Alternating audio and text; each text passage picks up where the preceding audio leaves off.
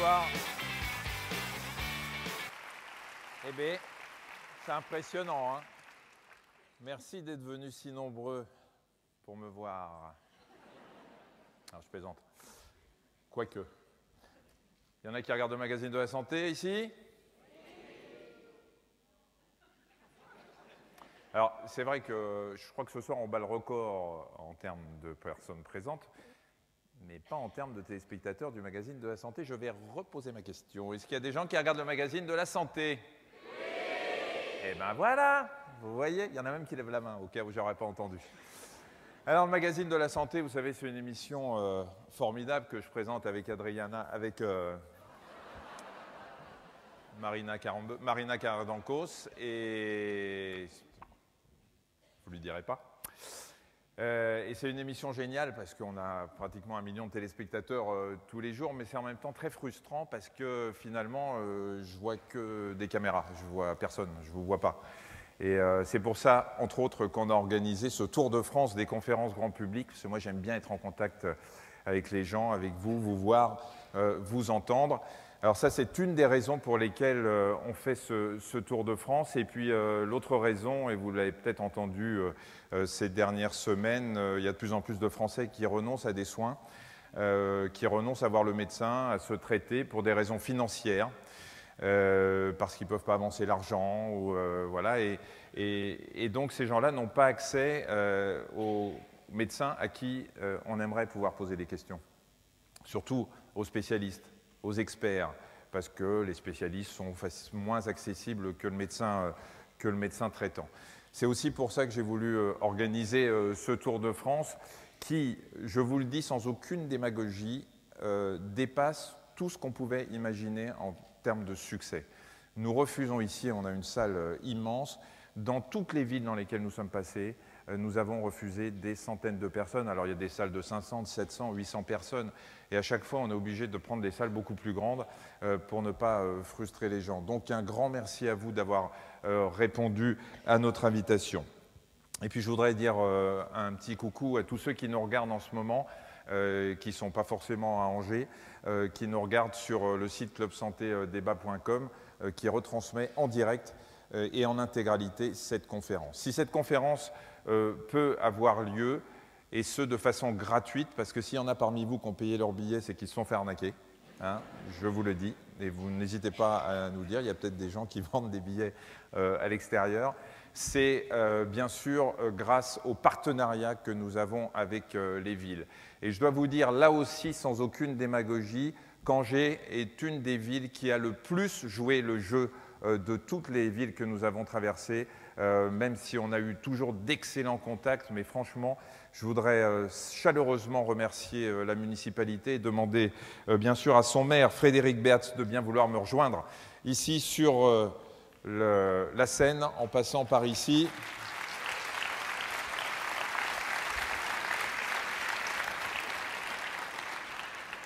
Je vous donne ce micro, monsieur le maire. Merci chaleureusement pour votre accueil. Merci à vous d'avoir choisi Angers pour ce soir. On voit le succès effectivement extraordinaire de cette soirée. Vous êtes le bienvenu à Angers, je vous l'ai dit tout à l'heure. Nous avons une tradition d'accueil et puis vous ne pouvez pas tomber mieux. Angers est une des premières villes à avoir créé un service de santé publique. C'est un engagement de longue date que nous poursuivons. Vous parliez tout à l'heure de la mutuelle. Nous avons mis en place une complémentaire santé à Angers pour l'accès aux soins qui vient d'être mise en place. C'est dans la continuité de nos actions, dans les quartiers qui réunissent les habitants, les associations, les actions de prévention que nous soutenons. Bref, une ville qui est dynamique, actrice de la politique de santé parce que c'est un enjeu considérable pour les Angevins et puis un enjeu de solidarité, de lien dans notre ville. Et puis la deuxième raison, c'est que vous le savez certainement, nous sommes la ville de France où il fait le meilleur vivre. Ah bah, l'Express, il y a quelque temps, la douceur angevine. C'est pas que de la douceur, c'est aussi de la volonté.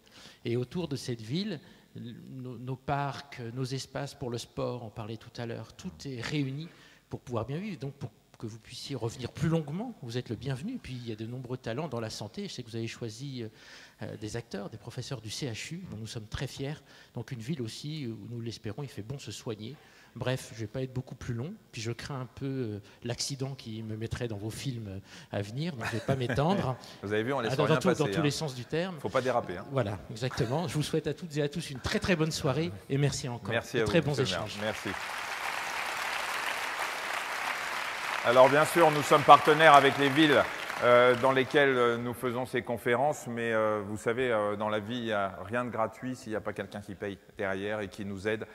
Et je voudrais remercier aussi et demander à Serge Marconde, qui est membre du directoire de la Mutuelle Générale, de bien vouloir me rejoindre sur cette scène, parce que, très franchement, sans la Mutuelle, là aussi, on aurait du mal à organiser ces conférences. C'est elle qui nous accompagne depuis le début.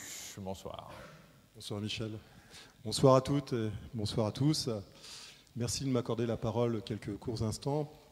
Alors, je représente la Mutuelle Générale et je suis accompagné ce soir de représentants locaux de la Mutuelle, que sont Monsieur Antier, qui est notre président de la section du Maine-et-Loire, Monsieur Sipierre, qui est notre directeur d'agence, agence qui d'ailleurs n'est pas située très très loin, hein, moins de 100 mètres de l'autre côté du centre. Ouais, elle est fermée, alors, elle est fermée, oui, parce qu'ils sont tous présents. C'est dommage. Hein. Et demain, par contre, vous imaginez la queue qu'il aurait pu y avoir. Demain, tout le monde est là, on est bien d'accord. Alors, vous le savez, Michel, la Mutuelle Générale a à cœur d'être ce soir présent une fois de plus, car nous accompagnons le Club Santé Débat en tant que premier partenaire, je crois on peut le dire, dans toutes les villes de France. Car pour nous, il est important d'aller au-devant d'un public de manière à pouvoir faire en sorte que toute question sur la santé puisse être traitée grâce à Michel et à ses invités.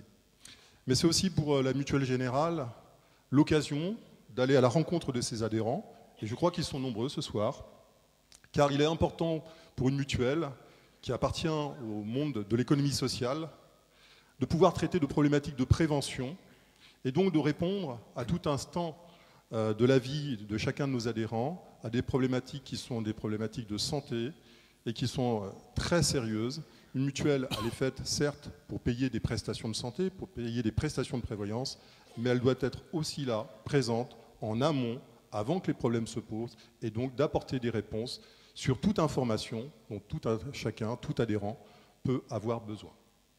Il me reste en conclusion à compléter votre propos introductif.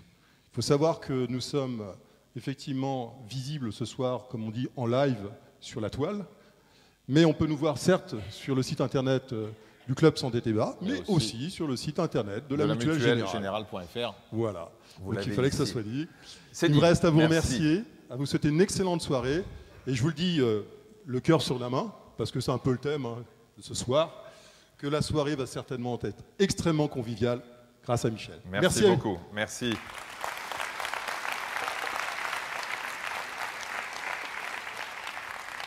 On a également deux autres partenaires très importants dans cette soirée. Alain Flelou, qui nous suit également depuis plusieurs conférences et qui a pas mal de ses représentants ici et que je voudrais remercier, Alain Flelou. Et puis Ouest France, je pense que vous connaissez un peu, Ouest France qui est notre partenaire média qui a aussi beaucoup participé à la promotion de cette soirée. Alors on va entrer dans le vif du sujet parce que vous savez qu'en vieillissant, ce qui nous inquiète, c'est bien sûr le cerveau, mais c'est aussi le cœur et ses vaisseaux. C'est pour ça qu'on a voulu organiser cette conférence ce soir pour essayer de vous rassurer. L'idée, elle n'est pas, et on ne l'a jamais fait lors de ce Tour de France, de plomber l'ambiance en disant ou en parlant de...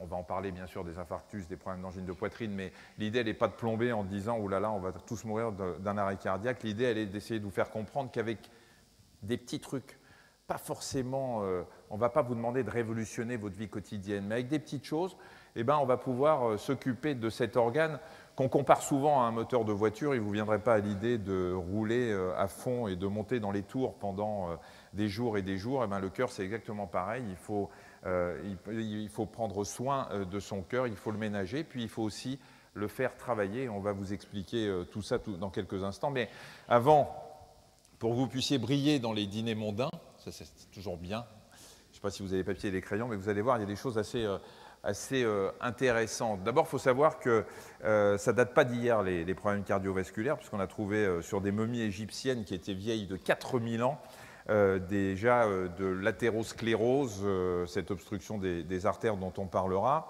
On a trouvé ça aussi sur des corps momifiés. Vous voyez ici une illustration de ce qui paraissait être le cœur au XVe siècle. Bien sûr que ce n'est pas tout à fait ça. On a vu également chez les cultivateurs de maïs du Pérou qui vivaient il y a 2500 ans des problèmes d'athérosclérose. Et puis, il faut savoir aussi qu'avant les Grecs de l'Antiquité, les Égyptiens ou les Romains, eh bien, ils croyaient que le cœur, c'était le siège de l'intelligence. C'était aussi la source des émotions. Et il y a une raison pour laquelle ils pensaient ça. C'est que quand on disséquait des cadavres pour voir un peu quelle était l'anatomie, eh bien, le sang ne circulait plus, puisque le cœur était arrêté. Donc les vaisseaux, ils étaient soit pleins de caillots, puisque le sang s'était arrêté, soit les vaisseaux étaient vides. Et c'est pour ça qu'Hippocrate, un jour, pensait que finalement, il n'y avait que de l'air dans ces vaisseaux pendant la vie et qu'il n'y avait pas du tout de liquide qui circulait. C'est au XVIIe siècle que William Harvey a réussi à comprendre comment fonctionnait la circulation. Il faut savoir aussi qu'on ne peut pas vivre sans cœur. Ça, c'est des choses que je vous apprends sûrement. Hein? Vous ne saviez pas ça? Vous pensiez qu'on pouvait vivre sans cœur? Non. Il y a juste les méduses qui n'ont pas de cœur, il y a les sangsues, il y a un mollusque marin, et alors il y en a qui ont de la chance, ils en ont 3, ce qui fait que quand il y en a 2 qui ne marchent pas, il y a le troisième qui peut prendre leur lait, c'est la pieuvre. Et puis vous allez avoir des chiffres là aussi que vous allez pouvoir noter, je suis sûr que nos experts qui sont là vont aussi apprendre des choses. Alors le cœur, quand on n'en a jamais vu ou tenu, on ne sait pas trop à quoi ça ressemble. Hein. Ça ressemble à ça, un cœur, voilà, à peu près au point de ma main, un petit peu plus comme vous pouvez le constater. Vous avez le poids qui s'affiche. Il faut savoir que, heureusement, que le cœur grossit, parce que s'il avait la taille de celui d'un nourrisson, on ne serait pas bien. Il augmente de 17 fois la taille. Et il y a ces fameux battements par minute dont on va parler aussi dans quelques instants pour vous expliquer comment ça marche. Alors vous savez qu'on bat entre 60 et 70. Après, ça dépend un petit peu de l'entraînement sportif, ça dépend un peu de ses antécédents. Disons 70 par minute, ce qui fait 3 milliards de fois dans une vie de 80 ans. Vous comprenez qu'il faut y faire attention. Et à titre de comparaison, vous voyez que la baleine, qui n'a pas grand-chose à foutre dans la vie, elle se laisse un peu porter. Hein. On ne peut pas dire qu'elle ait de gros efforts à fournir 9 fois par minute. L'éléphant, 25 fois par minute. Et le moineau, qui a les ailes qui battent assez vite, vous voyez, 500 fois par minute. D'autres chiffres que vous pourrez sortir toujours dans ces dîners mondains. Regardez, 7200 litres de sang chaque jour. Alors, je vous rappelle, et vous le voyez en bas, qu'on a 5 litres à peu près de sang dans l'organisme. Vous vous rendez compte, 7200 litres chaque jour? Les litres, ça ne dit pas grand-chose, sauf à ceux qui picolent, mais sinon, 48 baignoires. Vous imaginez tout ce que le cœur a comme travail à faire? 250 millions de litres au cours d'une vie. Et puis, on va terminer les chiffres assez étonnants avec le nombre de vaisseaux. Alors vous verrez, les vaisseaux, il y a les artères, il y a les veines, il y a les petits vaisseaux, les capillaires, etc. 100 000, c'est chacun, hein, ce n'est pas l'ensemble des gens qui sont là, 100 000, vous avez 100 000 kilomètres de vaisseaux dans votre organisme, ce qui fait, vous l'avez vu, plus de 2 fois le tour de la Terre. Et puis le sang qui va mettre 13 secondes pour aller de là à là, en passant par là. Mais ce n'est pas direct. Donc c'est un peu pour ça que ça met un petit peu de temps. 2 secondes pour aller de là au pied. Ce n'est pas très grand pourtant, hein, mais il y a du chemin. Et enfin, pour que le sang fasse le tour du réseau, c'est-à-dire qu'il parte du cœur et puis qu'il revienne, il faut une vingtaine de secondes. Voilà, maintenant vous avez tous ces chiffres et vous allez voir sur une petite vidéo commentée par mon ami Benoît Thévenet. Pardonnez-nous si le son n'est pas topissime, mais vous allez comprendre comment ça marche, le sang. 2 types de vaisseaux transportent le sang. Les artères en rouge partent du cœur et apportent un sang riche en oxygène au reste du corps. Voici l'aorte, puis les artères fémorales. Les veines vont apparaître en bleu, elles rapportent au cœur le sang pauvre en oxygène et chargé des toxines produites par les organes. Voici la veine cave inférieure. On retrouve l'aorte. Elle donne naissance aux carotides qui vont vers le cerveau et les veines jugulaires en repartent. Les artères deviennent de plus en plus petites. Elles forment les capillaires qui déposent l'oxygène au tissu, puis le sang repart dans les vénules et les veines. Alors, vous savez que le cœur bat, bien évidemment, et vous savez que votre médecin prend un stéthoscope pour écouter les bruits de votre cœur. Alors, on a tendance à penser que les bruits du cœur, c'est quand il se contracte et qu'à chaque fois, ça fait du bruit. Eh bien, pas vraiment, parce que les bruits, en fait, sont dus à la fermeture, à l'ouverture des petites valves qui permettent au sang de passer à travers les différentes cavités et puis de passer du cœur vers les artères. Vous allez voir comment ça marche. Le cœur est schématiquement composé de deux parties. Le cœur gauche en rouge, qui envoie du sang riche en oxygène au corps, et le cœur droit en bleu, qui récupère le sang pauvre en oxygène. Chaque partie est divisée en deux cavités, l'oreillette et le ventricule, qui sont séparés par une valve. Prenons le cœur gauche. Le sang rentre dans l'oreillette, passe dans le ventricule par la valve mitrale, puis traverse la valve aortique, qui sépare le ventricule gauche de l'aorte. Les valves empêchent ainsi le sang de refluer dans le mauvais sens. La partie droite du cœur fonctionne de la même manière avec deux autres valves. Alors, bien évidemment, pour que le cœur batte, faut qu'il reçoive un ordre. Et ça, c'est quelque chose de réflexe. Et il y a une sorte de petit générateur électrique qui se trouve à l'intérieur du cœur, que vous allez voir ici. Vous voyez ici, les petits points, c'est l'influx nerveux qui se promène. Alors, il y a d'abord les oreillettes qui se contractent. Une fois qu'elles sont pleines de sang, elles vont chasser le sang ensuite vers le ventricule. Et vous voyez tous ces petits filets verts, et notamment tout en haut, là, ça part de ce qu'on appelle le nœud sinusal. Et tout doit se contracter dans un ordre très précis. Parce que si le cœur ne bat pas de façon régulière, il bat de façon anarchique, il est bien évident que quand l'oreillette se contracte, il faut qu'elle chasse le sang vers le ventricule. Si le ventricule se contracte en même temps, ça ne va pas aller très très bien et ça peut entraîner des problèmes cardiaques. Voilà, maintenant que vous connaissez parfaitement l'anatomie et la physiologie de notre système cardiovasculaire, je vais vous poser des questions. Non. Vous voulez que je vous en pose? Pour savoir si vous avez retenu les chiffres? Trucs qui se disent, mais attends, je suis venu écouter une conférence, je ne suis pas venu à l'école. Non, je vous rassure, ce n'est pas à vous que je vais poser les questions, c'est à nos trois experts que je vais appeler et qui vont me rejoindre. Le docteur Sandrine Bicker, médecin du sport, exploration fonctionnelle et vasculaire au CHU d'Angers. Professeur Alain Furbert, chef du service de cardiologie au CHU d'Angers, président régional de la Fédération française de cardiologie, et professeur Jean Piquet, chirurgien vasculaire et thoracique au CHU d'Angers. Merci à tous les trois d'être venus. Vous avez vu, il n'y en a aucun qui veut se mettre à côté de moi. C'est sympa. Bon, d'abord, est-ce que j'ai dit des bêtises? A priori, oui. D'accord, très bien. Alors vous, je note votre nom, donc vous êtes professeur Piquet. J'ai dit des bêtises? Non, sur le fond, ça allait. Comment ça, sur le fond? Non, ça marchait, ça marchait. Pourquoi sur le fond? Non, mais allez-y, si vous voulez m'attaquer tout de suite. Moi, j'aime bien. Vous avez vu, dans le film, ça... Alors... Non, j'ai bien aimé le coup de Marina au départ. Ah, le Marina, oui, c'est ça. Vous êtes déjà avec... Avec les femmes. D'accord. Non, mais sur le plan cardiaque, pas eu de grands soucis. Vous me dites, globalement, c'est bien. Et pourquoi globalement? On en parlera tout à l'heure. Alors, on va voir des statistiques sur les maladies cardiovasculaires, parce qu'il est évident que, et vous le savez, première cause de mortalité, autant de décès en France, les accidents vasculaires cérébraux, des infarctus du myocarde. Je voulais savoir si ça avancer un petit peu. Est-ce qu'on a tendance à avoir un peu moins d'accidents cardiovasculaires, ou est-ce que du fait du vieillissement de la population, on finit par en avoir plus?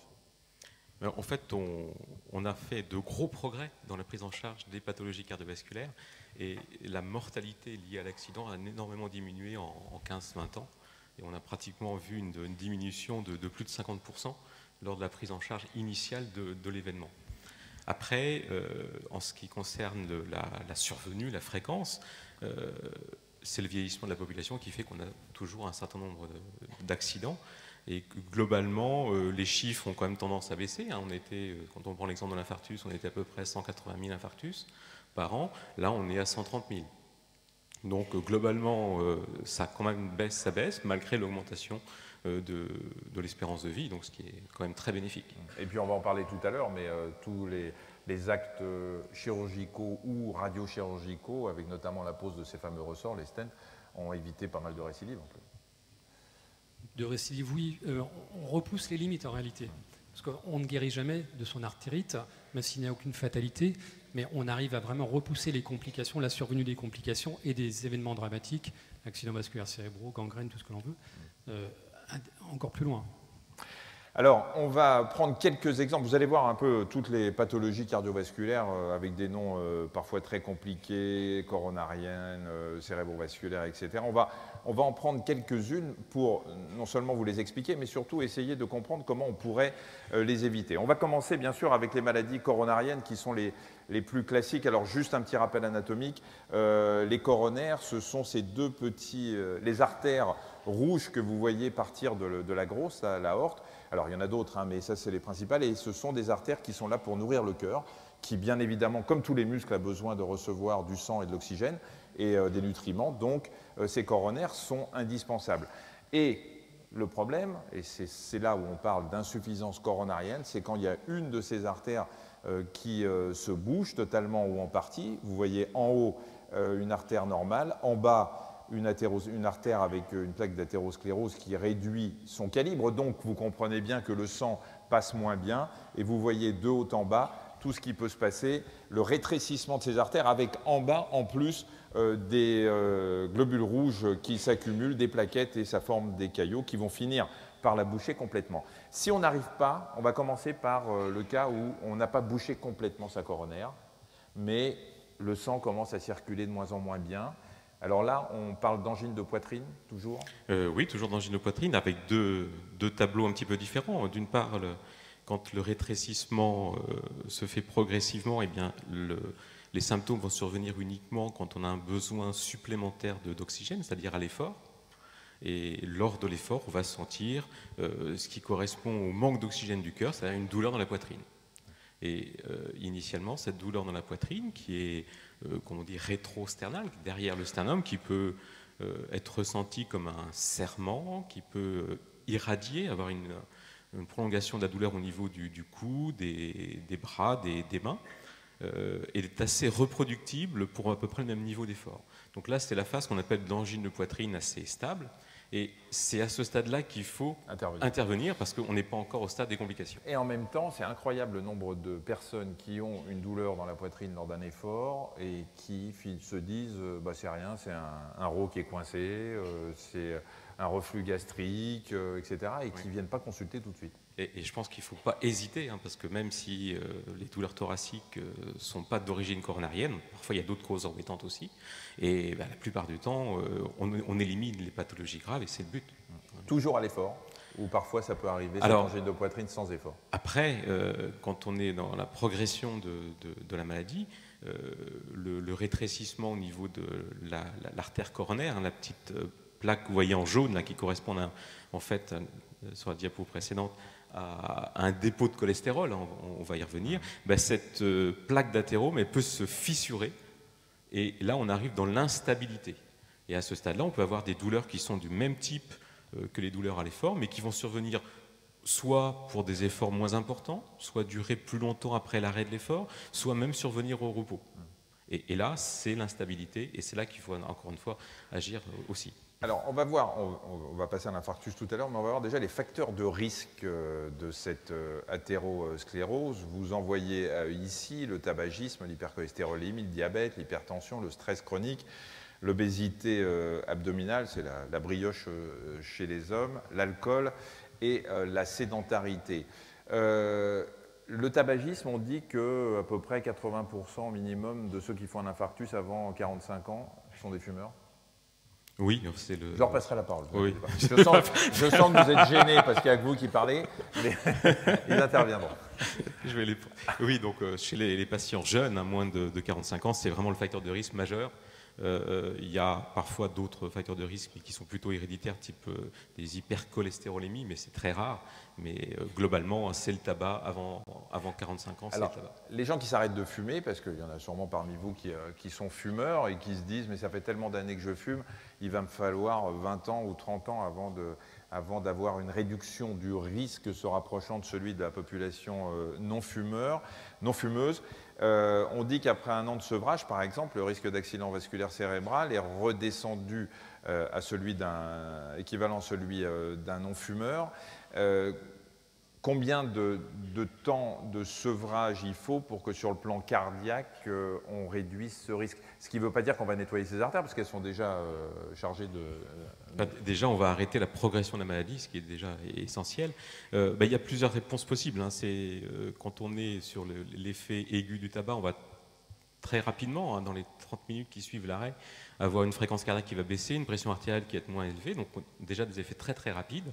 Et puis après, les effets, je dirais, bénéfiques sur le long terme par rapport aux pathologies coronariennes, on est plutôt sur une échelle de 5 ans.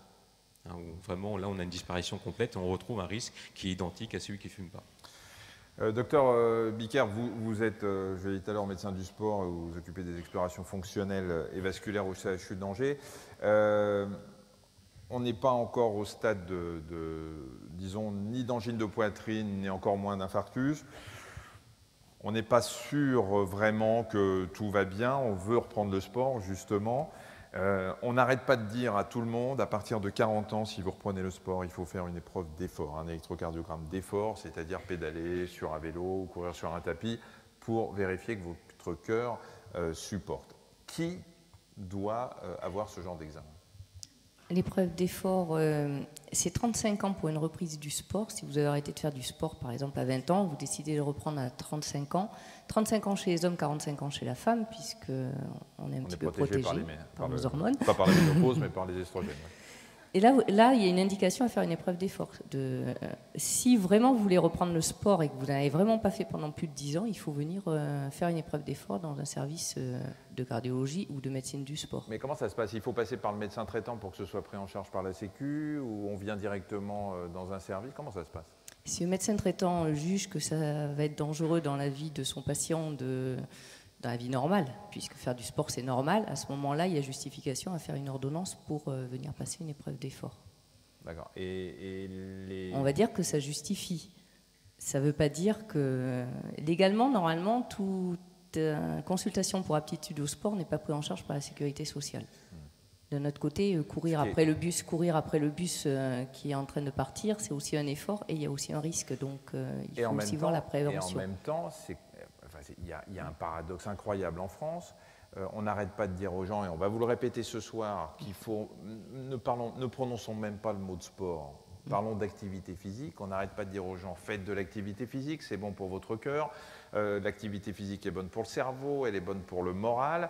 Et puis finalement, les gens, on va leur dire, bah oui, mais alors si vous voulez reprendre une activité physique, il faudra une épreuve d'effort, mais en même temps, c'est pas pris en charge. C'est quand l'épreuve d'effort, à partir du moment où le patient est considéré à risque. Ouais. Oui, s'il est à risque. Mais à risque, c'est plus de 35 ans chez l'homme, plus de 45 ans chez la femme.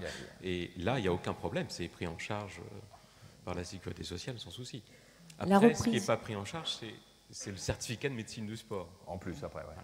La reprise du sport après un arrêt, c'est un facteur de risque. Donc, à ce moment-là, ça sera pris en charge. Par contre, quelqu'un qui n'a jamais arrêté de faire du sport, il n'a aucune indication à faire une épreuve d'effort. Sauf s'il est un homme qui a plus de 50 ans ou une femme qui a plus de 60 ans. Donc il y a une différence. Donc le sport, c'est bien, l'arrêter, c'est pas bien. C'est-à-dire quelqu'un qui fait du sport toute sa vie un petit peu, c'est mieux qu'un sportif de haut niveau qui a arrêté sa carrière à 25 ans, qui n'a plus rien fait, qui veut reprendre et qui veut reprendre à 40 ans. Puis le sport de haut niveau, de toute façon, on sait que c'est pas bon pour la santé. Ça, c'est bien connu. En quoi l'activité physique, on va dire...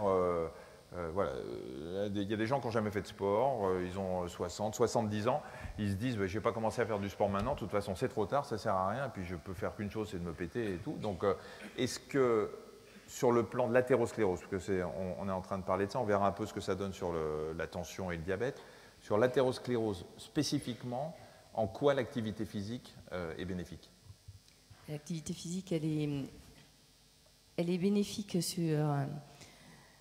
parce que quand vous faites un effort, vous faites plus travailler votre cœur. Le fait de le faire plus travailler, il va entre guillemets moins s'encrasser, quoi. Donc ça, c'est pour tout ce qui est artère coronaire. Et au niveau des artères périphériques, vous faites plus travailler, vous demandez un effort à vos muscles, ils ont besoin de plus d'oxygène. Du coup, l'oxygène est apporté par le sang. Du coup, il faut amener plus de sang dans les vaisseaux. Le fait d'amener plus de sang dans les vaisseaux, ça fait aussi un travail des vaisseaux, ce qui leur permet de lutter contre l'encrassement à l'intérieur. C'est l'augmentation de... Il faut que mon collègue qui est chirurgien vasculaire me reprenne.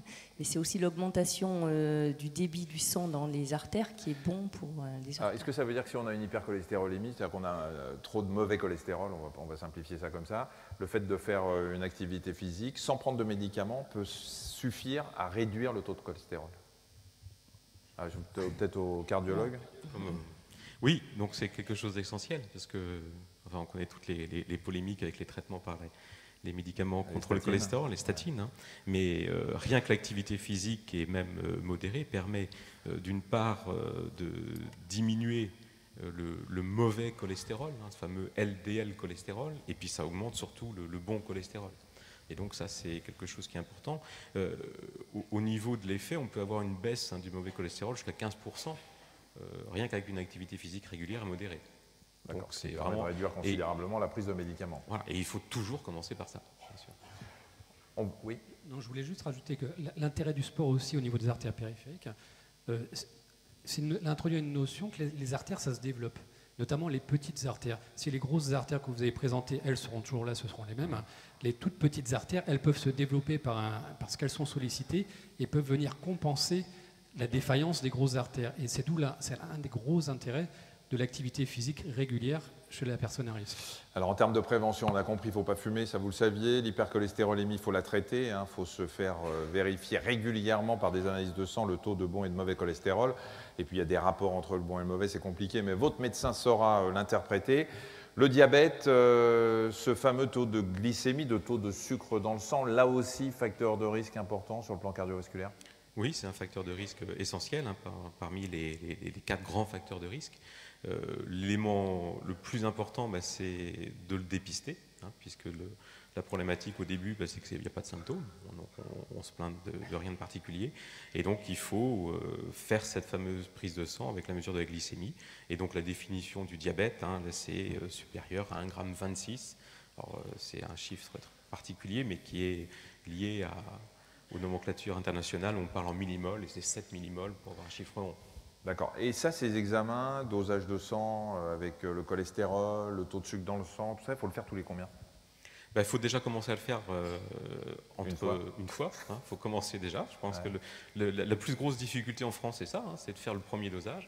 Une fois qu'on a commencé, ensuite, si tous les examens sont normaux, on peut attendre 5 ans sans problème.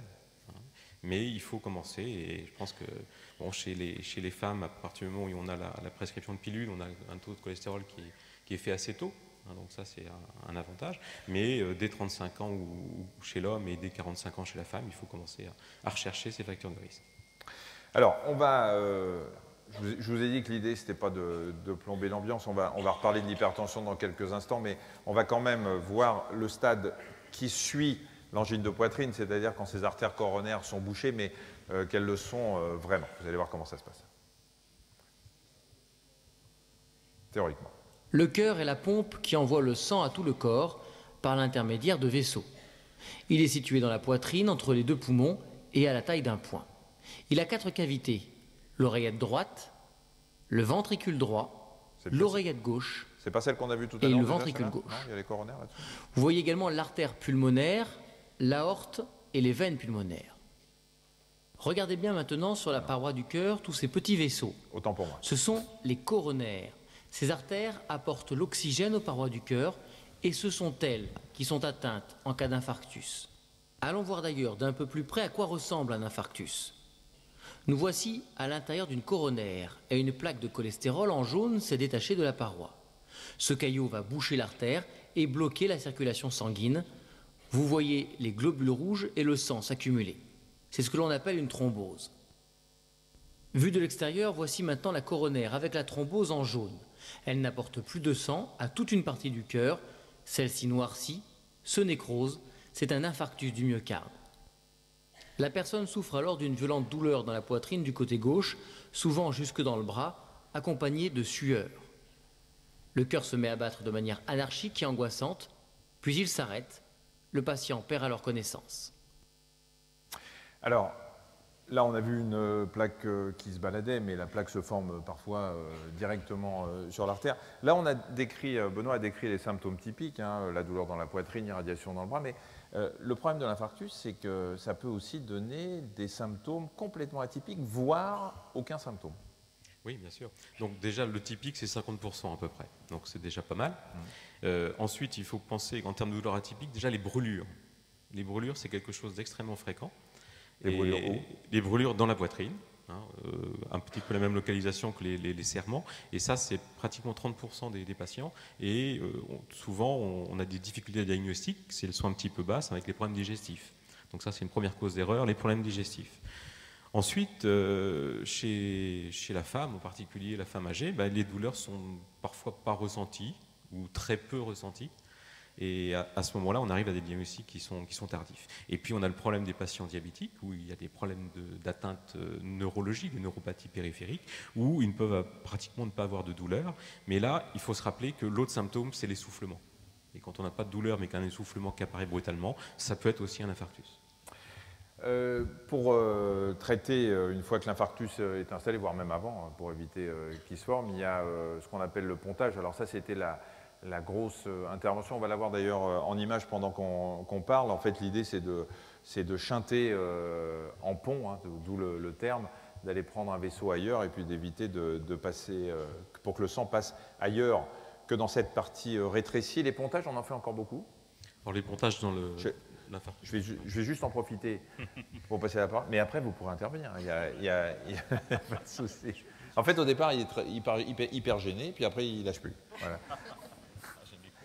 Alors, je suis sûr que mes collègues chirurgiens cardiaques en font encore beaucoup, mais le fait est qu'un infarctus, quand ça pourrait être vascularisé, il y a toujours un staff avec les cardiologues, et la décision, c'est jamais un chirurgien qui la prend tout seul ou le cardiologue qui la prend tout seul. Chaque malade est discuté, il va avoir un traitement par l'intérieur endovasculaire avec les stents ou chirurgical conventionnel avec le pontage et la grande cicatrice, la sternotomie médiane, effectivement. Mais il y en a encore, parce qu'il y a des moments où, il y a quelques années, où vous entendiez les gens dire j'ai eu un pontage, un double pontage, un triple, 5 pontages.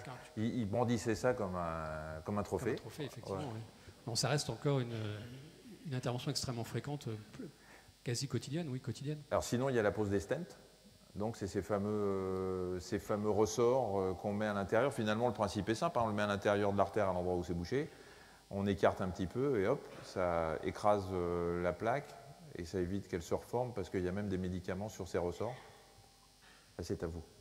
Ouais. J'attendais la pêche. Déjà, à la phase aiguë d'infarctus, hein, le pontage, c'est quelque chose d'exceptionnel. C'est moins d'1%. Hein, le traitement majeur, c'est la dilatation des artères avec la mise en place d'un stent. Hein. Donc ça, c'est quelque chose qu'il faut faire rapidement. Et c'est le premier message important. Hein, c'est quand il y a une douleur dans la poitrine, on a très peu de temps pour sauver le myocarde, pour sauver le cœur.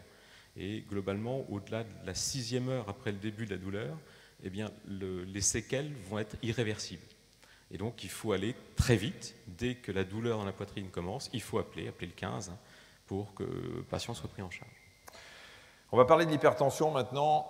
Un principe ultra simple à comprendre. Plus un liquide arrive rapidement et avec une grosse pression dans un tuyau, plus il a des chances d'abîmer le tuyau. Voilà. C'est ce qui se passe dans l'hypertension. Si le sang arrive, parce que ce qu'on appelle l'hypertension, c'est la tension artérielle, c'est la pression artérielle, donc c'est la vitesse et la force avec laquelle le sang circule dans les vaisseaux, et vous imaginez bien que l'érosion se fait beaucoup plus rapidement quand cette tension, cette pression artérielle est élevée, 10 millions de personnes qui souffriraient d'hypertension. Et alors, le plus important, c'est finalement le quart des hypertendus qui ne sait pas qu'il est hypertendu. Un mot en matière de sport, on a dit tout à l'heure que le sport permettait de réduire le taux de mauvais cholestérol. Est-ce que dans le traitement de l'hypertension, on peut se passer de médicaments en faisant de l'activité physique ? Ça dépend le stade de l'hypertension, parce que si l'hypertension est importante, on ne pourra pas se passer de médicaments. Mais comme je l'ai expliqué pour le cholestérol, le fait de faire du sport, ça habitue l'artère aussi à travailler avec des hauts débits à l'intérieur. Du coup, elle sera plus habituée s'il y a un début de maladie. Donc ça se déclenchera un petit peu plus tard, voire on pourra remédier par le sport à la place des médicaments si l'hypertension n'est pas trop sévère. Bien entendu, si elle est sévère, il faut confier son patient au cardiologue. Avec des médicaments. Professeur Piquet, le sang qui arrive comme ça sur les artères, peut-être même à des endroits un peu coudés ou là où la pression va être plus élevée, finalement il y a une érosion de ces parois et puis il y a parfois la formation de petits sacs. Vous voulez parler d'anévrisme? C'est ça. Effectivement, alors il y a une corrélation entre la pression artérielle et la fragilisation de la paroi artérielle à des endroits précis et privilégiés. Alors, ces endroits se sont modifiés avec l'âge, avec la période. On fait des anévrismes actuellement plus facilement dans le ventre. Ce n'était pas la localisation préférentielle au XIXe siècle, où c'était l'aorte ascendante, parce qu'il y avait à l'époque de la syphilis. On a vaincu la syphilis, on a vaincu ses complications. Aujourd'hui, l'athérosclérose fragilise particulièrement l'aorte dans le ventre et va provoquer la formation d'un anévrisme de manière préférentielle à cette localisation. Il y en a d'autres, notamment les genoux, les artères derrière les genoux, ou l'aorte thoracique à la sortie du cœur. C'est effectivement un problème extrêmement dangereux, il faut pouvoir le dépister, mais le dépistage va se faire dans une démarche globale de la prise en charge du patient souffrant d'une pathologie vasculaire avec un facteur de risque, avec des facteurs de risque. Hypertension et sport, là aussi, professeur, ça... C'est bien, le sport, il faut en faire pour baisser la pression artérielle. Il faut voir qu'en fait, c'est un problème plus global, c'est-à-dire qu'on essaye de raisonner en risque cardiovasculaire global du patient. Et l'activité physique va faire baisser un petit peu, pas beaucoup, la pression artérielle, mais elle va faire baisser le mauvais cholestérol, elle va faire perdre un petit peu de poids. Et tout ça, globalement, ça augmente l'espérance de vie. C'est-à-dire qu'il faut vraiment raisonner sur l'ensemble. Est-ce que les gens prennent assez leur tension parce que moi, il y a un truc qui me choque toujours un petit peu quand... mais en même temps, c'est à la télé qu'on voit ça, où on voit le médecin prendre attention à travers le pull, voire le manteau. Comment dire? C'est pas comme ça qu'il faut faire, non? Et oui, non, faut prendre le temps. Hein. Prendre attention, c'est difficile. Même pour un médecin généraliste, il faut avoir du temps. Il faut que le patient soit un peu au repos, c'est moins 5 minutes, en position assise au minimum. Et il faut que le patient se déshabille, qu'on ait un petit peu de temps. Donc ça, c'est vrai que c'est pas toujours facile. Et c'est pas forcément la meilleure mesure. C'est-à-dire que c'est une mesure de dépistage. Mais ensuite, on a maintenant des mesures beaucoup plus fiables. Et c'est quelque chose qu'on essaye de plus en plus de développer chez le patient hypertendu. C'est l'auto-mesure. C'est-à-dire que c'est des petits appareils qu'on achète en pharmacie. Mais pourquoi finalement, puisque là, on dit qu'il y a, je ne sais pas combien de Français qui sont, un quart des hypertendus ne sait pas, pourquoi finalement, ce ne serait pas intéressant, à titre de prévention ou de dépistage, d'avoir chacun son petit appareil chez soi et de prendre sa tension régulièrement à partir d'un certain âge? À partir d'un certain âge, il faut se faire prendre attention, ça c'est sûr. En France, le meilleur moyen de dépister rapidement l'hypertension, c'est la médecine du travail. La médecine du travail, on dépiste des hypertensions précocement et on peut les prendre en charge. Après, les appareils d'automesure, la limite c'est le prix, puisque un appareil, même je dirais les plus simples, c'est 80-90 €, donc c'est pas donné. Il faut demander aux mutuelles de les rembourser. En fait. Mais ça serait très, sur le plan médico-économique, c'est certainement rentable. Non, j'aurais pas dû. D'accord. Alors, on va parler des accidents vasculaires cérébraux. Là aussi, les accidents vasculaires cérébraux, alors il y en a deux types, pour simplifier. C'est quand soit il y a un vaisseau qui se rompt et c'est une hémorragie, soit un vaisseau se bouche et c'est un caillot. Et ce qui fait que la partie, c'est un peu ce qui se passe dans l'infarctus d'ailleurs, la partie du cerveau correspondant à ce vaisseau n'est pas irriguée.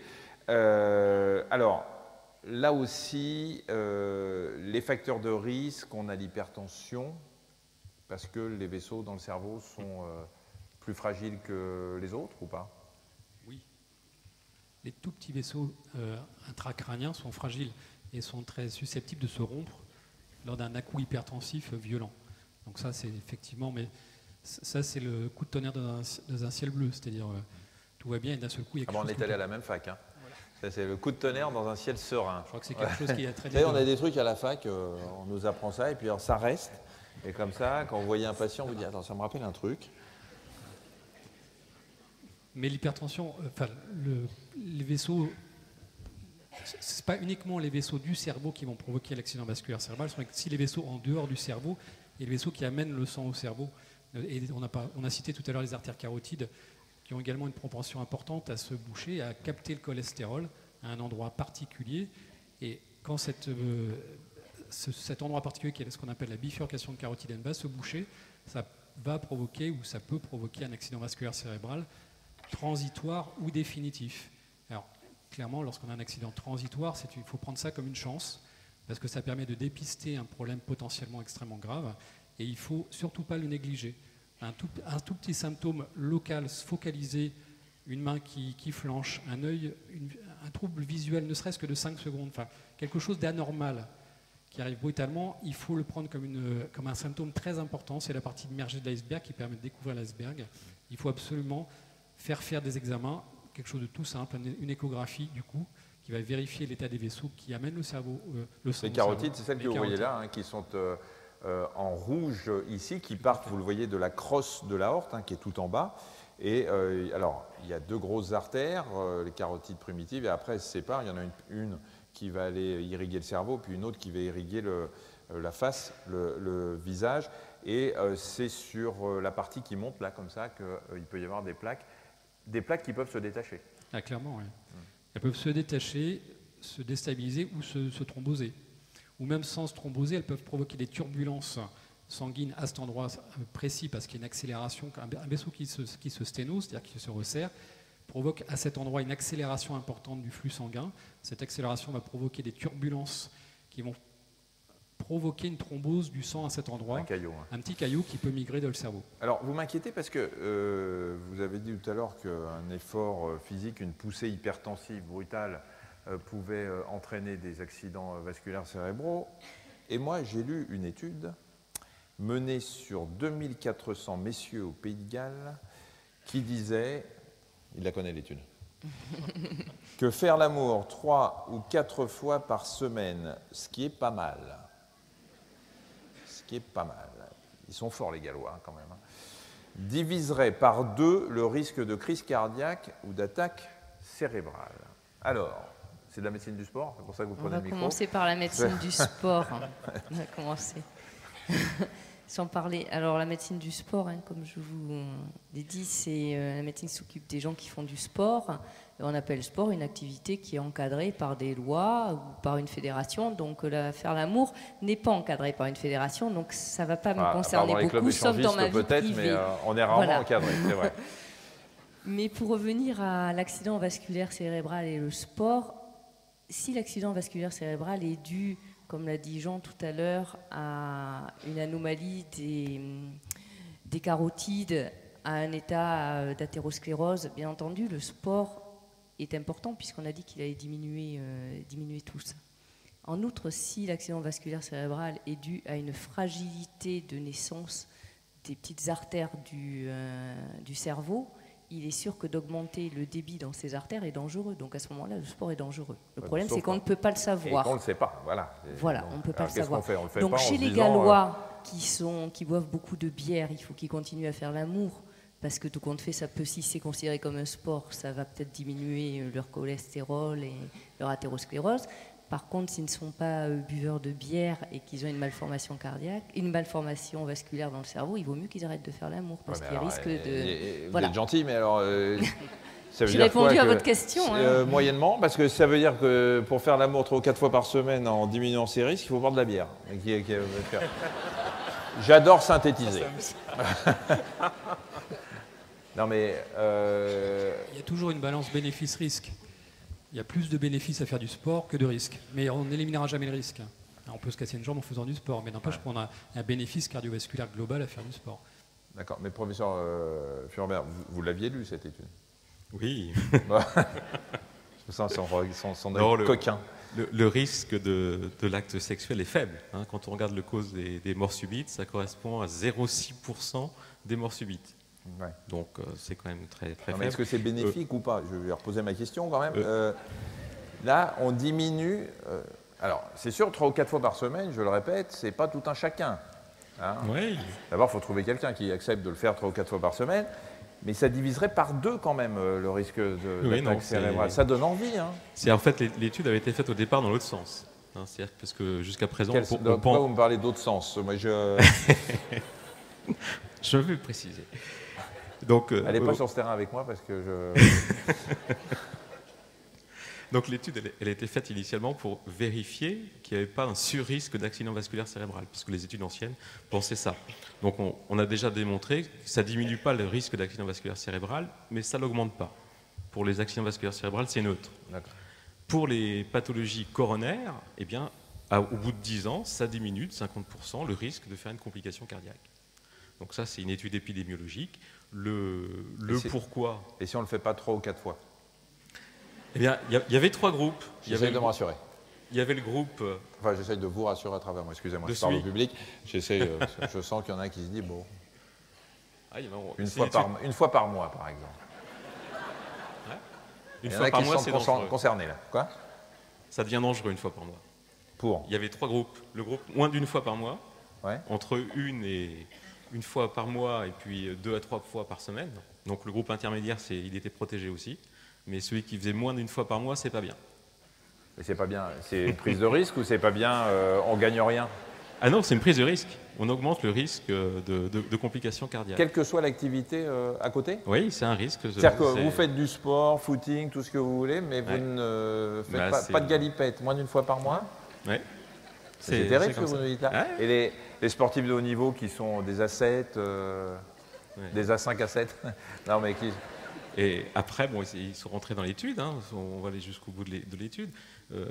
Quand on fait avec une partenaire qui n'est pas la partenaire habituelle, il y a plus de risques. Ah, ça, c'est le stress. Ouais. ça, je sais. Enfin, je sais, j'ai lu... j'ai lu l'étude. Oui, ça a toujours été dit, qu'il valait mieux rester avec sa femme. Oui, vous vouliez rajouter quelque chose, non? Si, vous aviez le micro, non? Un sujet qui vous intéresse. Alors, le stress, justement, parlons-en du stress normal, hein, j'entends. Est-ce que ça entraîne est-ce que ça a des répercussions sur la circulation, sur la tension probablement, sur l'athérosclérose, sur les problèmes cardiaques? D'accord, je vais poser une autre question alors. Oui, il y a des moments, j'ai un grand moment de solitude avec nos invités. Non, la physiopathologie. Le stress va provoquer une contraction des artères qui mécaniquement va augmenter la tension artérielle. Donc c'est toujours un cercle vicieux. Ça va s'auto-aggraver tout ça. Donc il vaut mieux pas être stressé, avoir les artères bien relâchées, avoir la tension basse. D'accord. Ça se commande pas. Donc voilà. Donc on dit aux gens, vous repartez d'ici, vous êtes content, il faut avoir la tension basse et les artères dilatées. Ouais. Vous avez ça, vous allez voir votre médecin demain, vous lui dites comment je fais, docteur. Voilà. C'est quand même, enfin c'est un point important, le stress, surtout le stress aigu, parce qu'on découvre maintenant que c'est vraiment un facteur de risque. C'est le troisième facteur de risque d'infarctus du myocarde, c'est le stress. Donc derrière le tabac, le cholestérol, mais avant le diabète. Et donc c'est vraiment quelque chose d'important à prendre en compte. Le stress aigu, ça cause des infarctus. Donc. Oméga 3, ces fameux oméga 3, là on parle toujours de prévention. Vous savez qu'on a beaucoup parlé de ces oméga 3. On en trouve en pharmacie, en parapharmacie, et compléments alimentaires, etc. On dit surtout qu'une alimentation équilibrée, et puis avec notamment par exemple du poisson gras régulièrement suffit à vous apporter la dose suffisante d'oméga 3. Ça a vraiment un rôle important dans la prévention et dans le maintien de nos artères. Effectivement, l'athérosclérose, c'est avant tout un dépôt de cholestérol, de mauvais cholestérol dans les artères. Donc si on veut que ça ne se dépose pas, il vaut mieux manger du bon cholestérol. Donc modifier son alimentation, on profite d'une alimentation plus saine, et ça passe en partie, notamment par une modification des apports en graisse, en cholestérol. Et les régimes méditerranéens crétois sont tout à fait favorables. Les graisses d'origine des poissons sont meilleures que les graisses animales. D'origine piscicole. Voilà. C'est le mot que vous cherchez. C'est le mot que je cherchais. Professeur, oui, c'est... Les oméga 3, ça vous... Oui, on est... Pas plus que ça. Oui, pas plus que ça. C'est-à-dire que clairement dans l'alimentation, il faut en avoir. L'alimentation européenne, il n'y en a pas assez. Le taux qu'il nous faut, globalement, c'est 2-3 grammes par jour. Les poissons, effectivement, c'est quelque chose qui apporte, les poissons gras. Bon, il y a les huiles de colza, les huiles d'olive, tout ça, s'il y a des... Ouais. Mais par contre, en apporter en plus, sauf sous forme de médicaments, et ça, on l'a testé chez les patients qui ont fait des infarctus, qui ont fait de l'angine de poitrine, ça ne marche pas. Et le nutriment en tant que tel, c'est pas forcément si efficace que ça. Donc je pense que ça passe par l'alimentation. C'est pas la peine de dépenser de l'argent, voilà. On va acheter des compléments clairement. alimentaires. Et même à trop forte dose, hein, la FDA, les sociétés américaines ont interdit d'avoir des apports trop importants sous forme de nutriments, parce que c'est dangereux, ça peut avoir l'effet inverse, ça peut provoquer des accidents hémorragiques. Et on peut terminer avec le régime méditerranéen que vous avez évoqué. Je sais qu'on n'est pas à côté de la Méditerranée, là, mais des études ont démontré que ce régime méditerranéen parvient à réduire de 70% le risque de récidive d'accidents coronariens. Alors, ce régime méditerranéen, c'est quoi? C'est le fait de manger de l'huile d'olive tout le temps? Vous lancez? Je crois que c'est vous encore. Bon, le régime méditerranéen, c'est compliqué, très facile à faire. Déjà, c'est les fruits et les légumes. Donc, il faut manger, vous avez campagne, 5 fruits et légumes par jour, ça c'est extrêmement important. Ensuite, il faut essayer de diminuer tout ce qui est graisse saturée. Alors, qu'est-ce qu'on appelle les graisses saturées? En gros, c'est toutes les graisses qui sont épaisses, hein, le beurre, donc tout ce qui est dur, comme ça, il faut le supprimer. Oui, après tout ce qui est crème fraîche, les sauces, les gâteaux aux pâtisseries, enfin tout ça. Hein, ça fait beaucoup de choses. Je vais me faire doser le cholestérol. Et les privilégier, donc, les autres acides gras qu'on trouve dans les margarines, dans les huiles, en particulier olives, colza, etc. Ensuite, dans le régime méditerranéen, il y a un peu de vin. Alors, on est dans un pays viticole, hein, donc il faut boire un petit peu de vin. C'est quoi un petit peu? Ah, ça, la question est toujours difficile. Alors déjà, c'est un peu plus pour les hommes que pour les femmes. Donc c'est à peu près ça. Ça, c'est déjà bien. Bon. Après, le nombre de verres, si vous en buvez trop, après, on a d'autres complications autres. Ouais. Hein, donc, faut pas abuser non plus. Et globalement, 2 verres chez l'homme, 1 verre chez la femme. Par donc, repas. bien sûr, de la taille de verre. Hein. Par repas? Par jour. Ah, par jour. Donc il faut faire l'amour 3 à 4 fois par semaine et boire 2 verres par jour. C'est déjà pas mal. On n'a pas montré si boire avant l'amour ou après, enfin ça n'avait pas de... On peut faire une étude. Comment? On peut faire une étude, il y aura des volontaires, je pense. Ah oui, bah, vous m'appelez. Alors en revanche, vous voyez que 4 à 6 verres multiplient par 8 les risques de troubles et d'arrêt cardiaque pour les femmes. Alors on va peut-être terminer avec les dames avant de vous passer la parole, parce que le principe de ces conférences, c'est que pendant la moitié de la conférence, on vous explique un petit peu tout ça, tout ce qu'on vient de voir, et puis après, c'est vous qui allez poser des questions. Les problèmes vasculaires, cardiovasculaires bien connus chez la femme qui arrivent après la ménopause, parce qu'elles sont protégées par leurs hormones féminines pendant toute la durée où ces ovaires fonctionnent. Et après, malheureusement, elles ne sont plus protégées et elles nous rattrapent. Oui, en fait, il y a un décalage de 10 ans, en gros, mais à partir de là, la femme a pratiquement les mêmes risques cardiovasculaires que l'homme. Et quand on regarde les études, en fait, elle est moins bien traitée, puisque, on a vu tout à l'heure, hein, les douleurs de l'infarctus, elles sont plus atypiques, donc souvent prises en charge plus tard. Ensuite, elles ont des plus petites artères coronaires, donc on hésite à mettre des stents, parce que c'est compliqué, il y a plus de complications aussi. Donc c'est un problème européen, hein, c'est que la prise en charge de la femme, il faut l'améliorer. Hein, actuellement, on a ces soucis-là.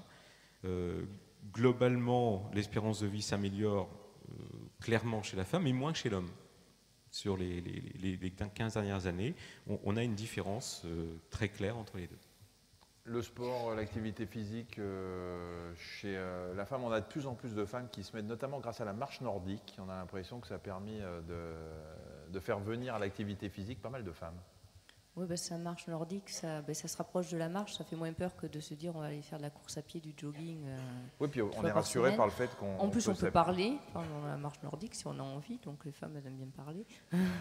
Et le sport, Et c'est je comme préfère chez... que ce soit vous qui disiez ça, hein, parce que si nous on avait dit les femmes elles viennent faire du sport à condition qu'elles puissent Non, mais il n'y a pas, tchatcher, que la performance. C'est pour ça, les hommes, ils sont un petit peu plus portés sur la performance. Mais le sport chez la femme, il est aussi bon que chez l'homme, quoi. Donc, il n'y a pas de souci. C'est vrai que... et c'est bon pour l'ostéoporose. Si on regarde dans la culture européenne, c'est vrai qu'il y avait plus d'hommes qui faisaient du sport que de femmes dans maintenant les générations qui sont maintenant les 70-80 ans, quoi. Donc c'est vrai que c'est plus difficile de les remettre au sport après, quoi.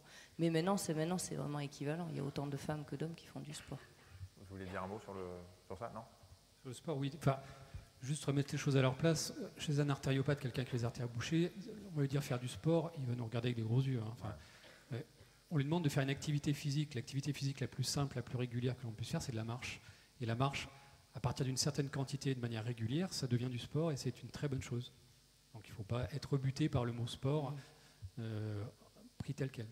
Non, je voulais juste les recommandations de l'Organisation mondiale de la santé, c'est 150 minutes d'activité physique modérée par semaine pour toute personne supérieure à 20 ans, quoi. Donc si on fait 5 jours par semaine, ça fait 30 minutes par jour, quoi. Voilà, ça fait 30 minutes par jour et on peut descendre. Des fois ça peut paraître beaucoup, 30 minutes par jour quand on est... On marche ou on monte à pied au lieu de prendre l'ascenseur. Ouais. On peut descendre à 75 minutes par semaine si c'est une activité intense. Donc ça fait 3 fois par semaine. Et dans cette activité, c'est pas que du, entre guillemets, du sport, c'est prendre en compte le fait d'aller à son travail à pied, à vélo, voilà. Il y a tout ça qui est dedans, il y a toute l'activité.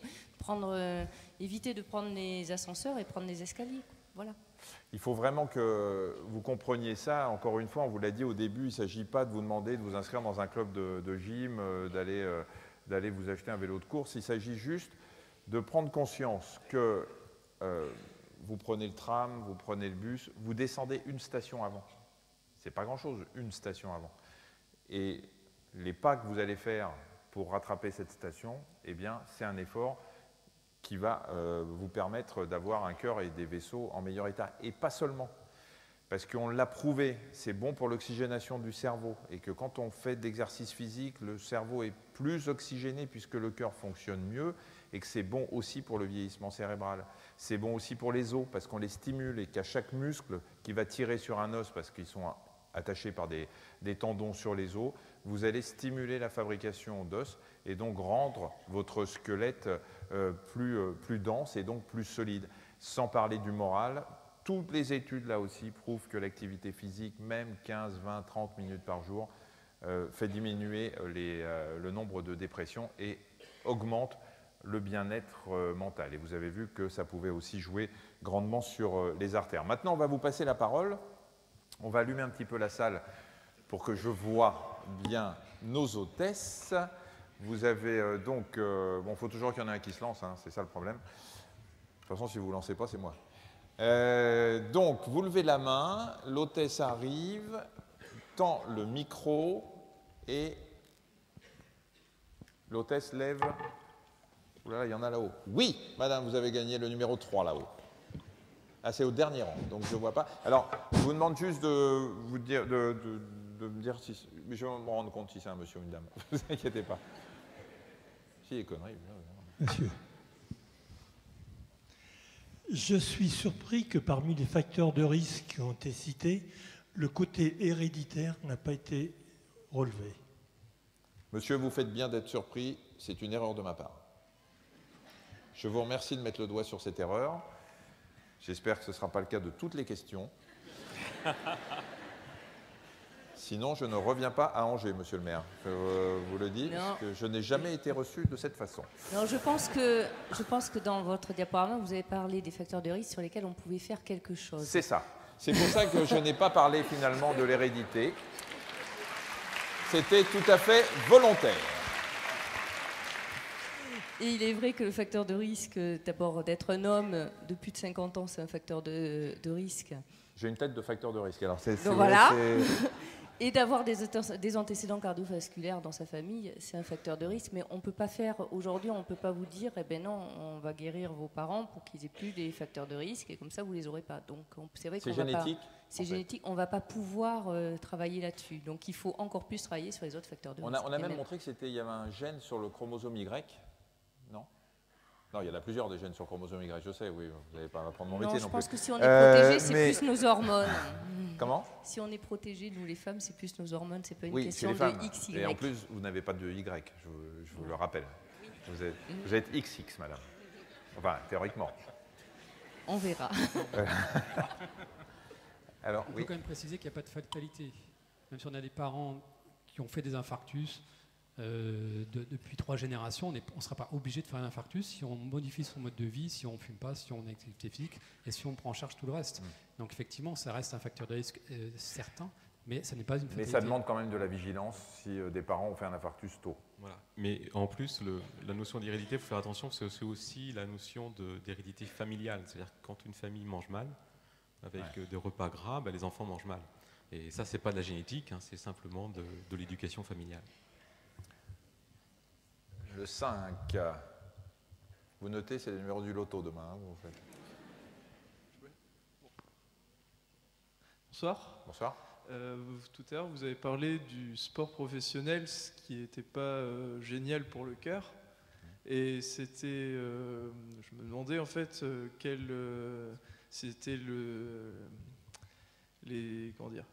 par exemple le marathon ou le 50 km de marche qui était plus dangereux. Allez-y direct, vous faites quoi comme sport? Parce que je vous sens inquiet là. Non. Si c'était les sports un peu très sur la durée qui étaient plus dangereux ou les sports... Les sports d'endurance ou les sports, qui font du fractionné. Du tennis. J'essaye de traduire. Hein. Voilà, c'est ça. Non, c'est pas facile de parler devant 1000 personnes. Hein. Bien sûr, hein. Moi-même, je suis comme ça. Alors, les sports les plus dangereux quand on en fait beaucoup. Quand on en fait beaucoup, c'est plutôt le sport de fractionné qui est plus dangereux que le sport d'endurance. Fractionné, c'est pour ceux qui ne connaissent pas, c'est le sprint. C'est quand vous accélérez vite et que le cœur bat très vite.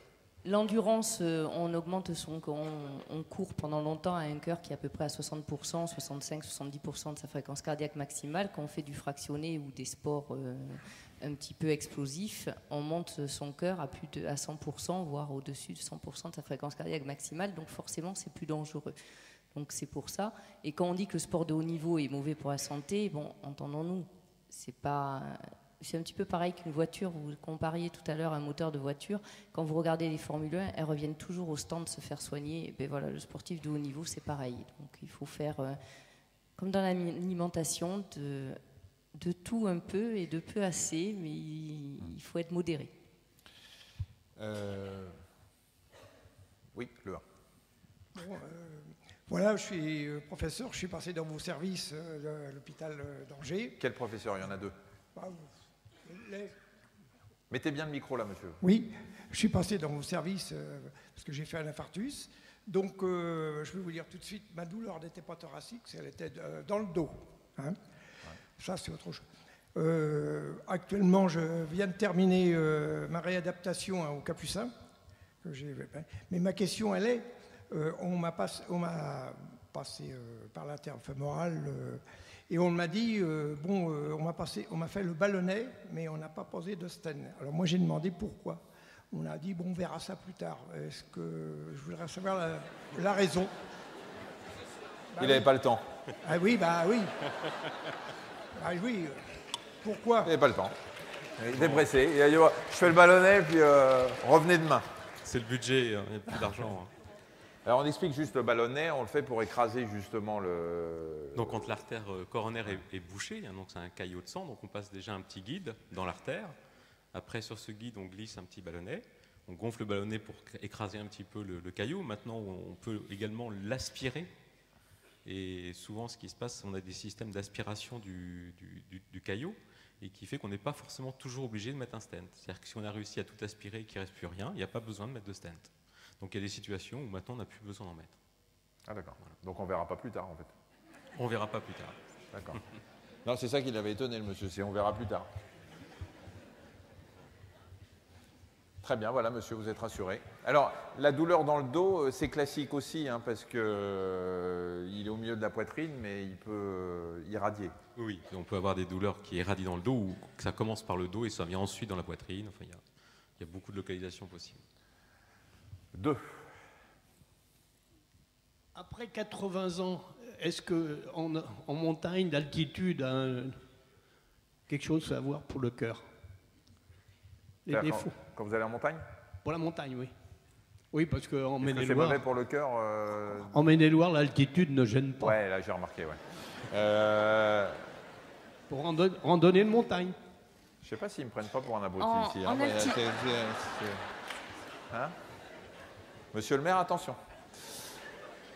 En altitude, ce qui se passe, c'est qu'il y a moins d'oxygène, puisque en altitude, il y a moins d'oxygène. Donc c'est vrai que si votre muscle cardiaque est fatigué, il va moins apporter, il va travailler normalement, voire un tout petit peu plus comme quand on fait un effort, mais comme il y a moins d'oxygène, il va pas apporter, il va pas être capable de travailler plus pour apporter l'oxygène qu'il faut à vos muscles pour permettre la randonnée, et également au cœur lui-même, par le biais des artères coronaires. Donc c'est dangereux si vous avez un problème particulier au niveau du cœur, au niveau des artères. C'est vrai qu'il faut faire attention en altitude puisqu'il y a le facteur hypoxie qui rentre en compte. Si vous n'avez pas de problème, que vous n'avez jamais ressenti de problème en altitude, vous pouvez continuer à pratiquer votre activité favorite. Oui, juste un petit complément. Quand vous voulez faire, bon, en particulier les sports d'hiver, il faut faire une épreuve d'effort avant. C'est la façon la plus simple pour voir quel est le niveau d'effort que l'on peut faire quand on a une pathologie cardiaque. Et puis se rappeler aussi que le deuxième point, outre le manque d'oxygène avec l'altitude, c'est le froid. Et donc il faut bien se couvrir parce que le froid, ça provoque des spasmes au niveau des artères du cœur. Et donc ça peut aggraver les choses. D'ailleurs, à la fac, on nous expliquait que la crise d'angine de poitrine typique, c'était en plein hiver, quand un monsieur montait une côte contre le vent. Voilà, tous les critères, et que s'il avait mal à la poitrine, c'était un infarctus.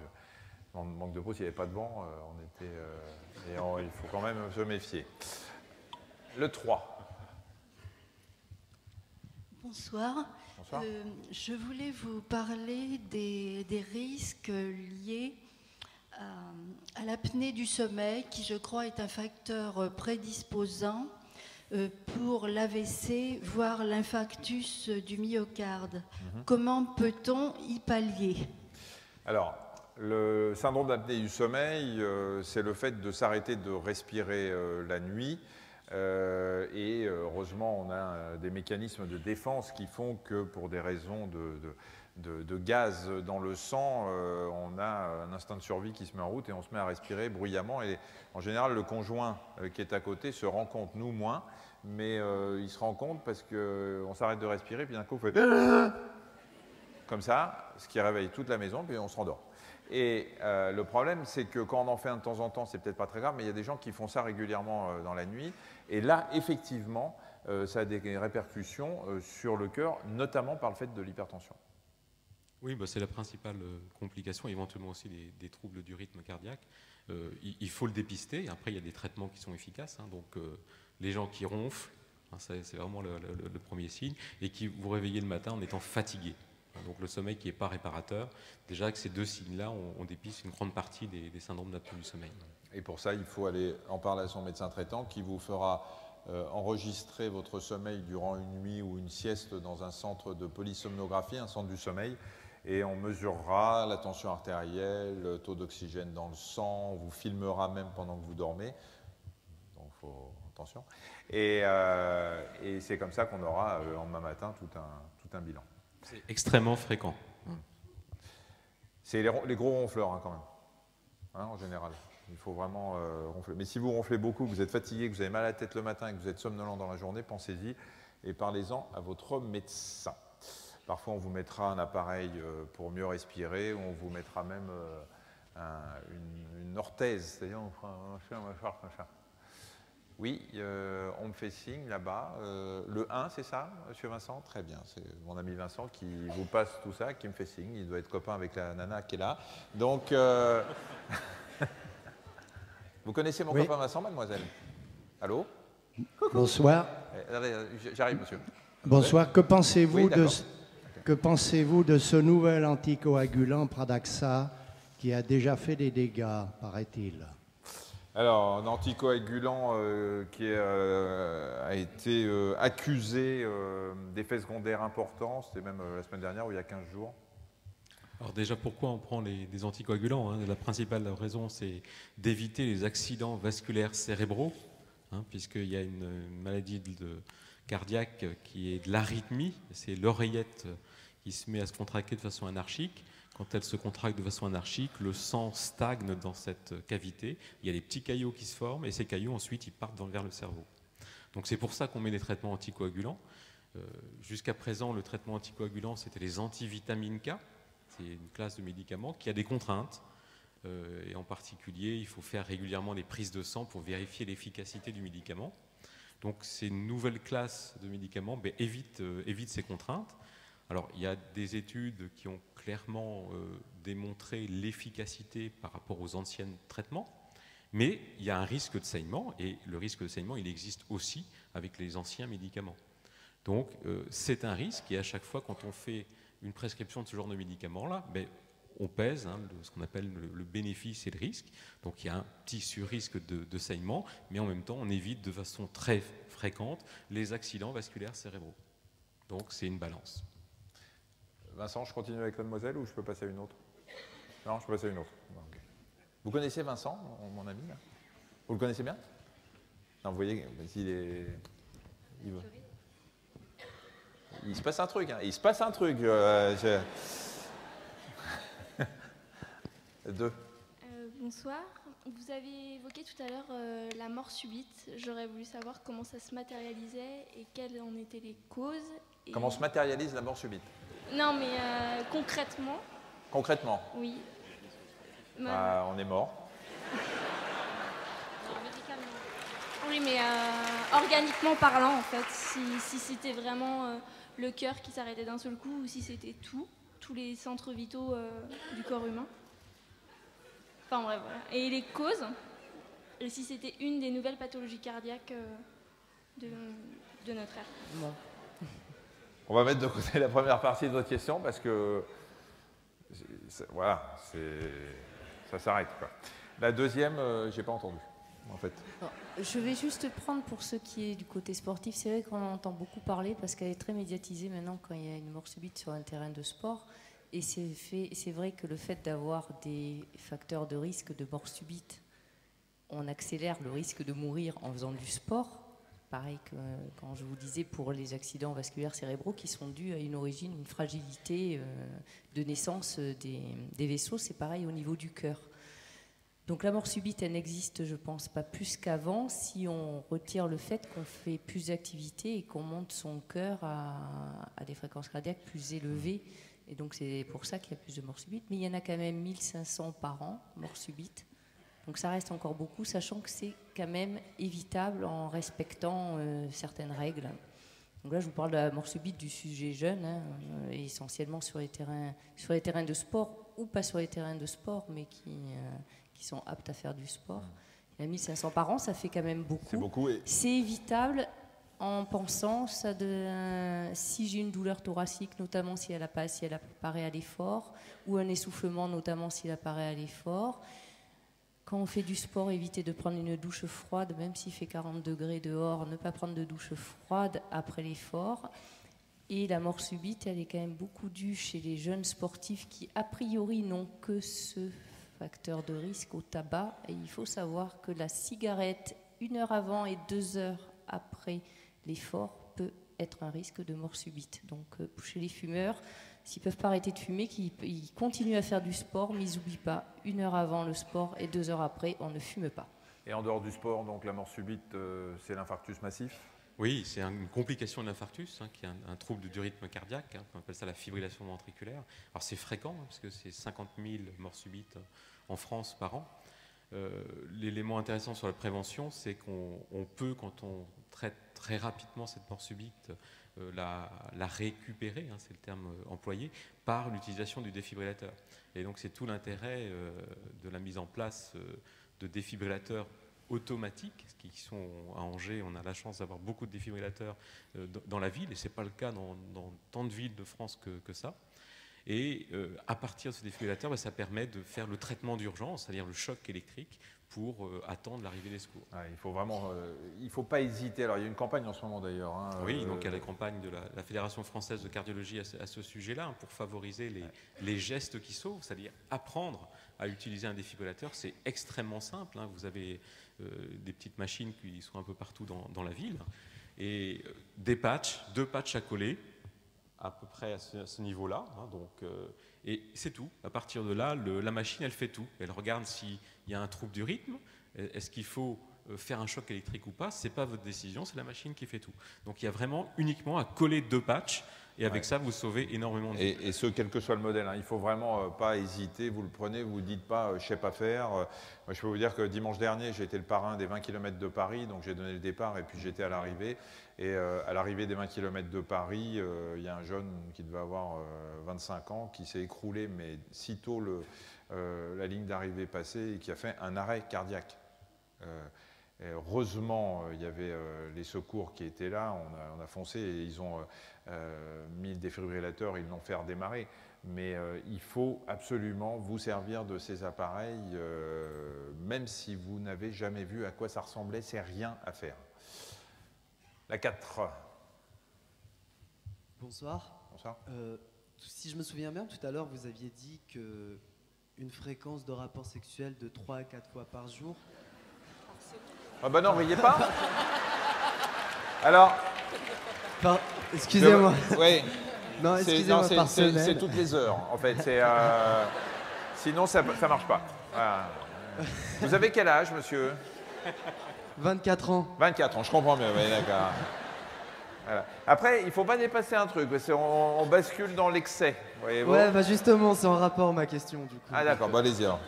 Donc du coup, à 3 à 4 fois par semaine, ça n'avait aucun effet par rapport au risque d'accidents vasculaires cérébraux, mais que ça avait un effet protecteur au niveau cardiaque. Ouais.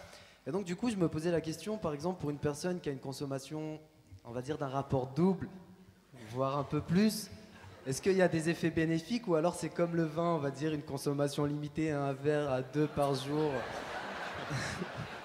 C'est autobiographique ou pas? Peut-être bien.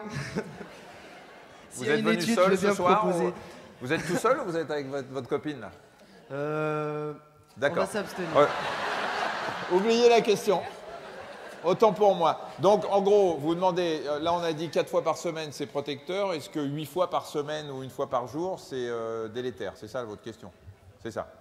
1 fois par jour, ça ne peut pas faire de mal non plus, non? C'est une activité physique comme une autre, donc ça doit être protecteur. Il ne faut pas hésiter.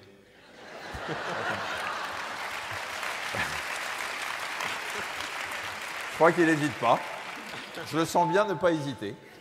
Mais non, parce qu'il a raison. L'idée, c'est on rigole, mais 2 verres par jour, vous dites que c'est bien, et puis on sait que 8 verres par jour, c'est pas bon.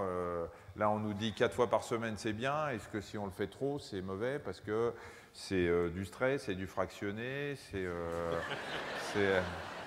Le problème, c'est que tout est dans l'entraînement, en fait. D'accord. En fait, quand on le fait jamais, il ne faut pas le faire 8 fois par jour d'un coup. D'accord.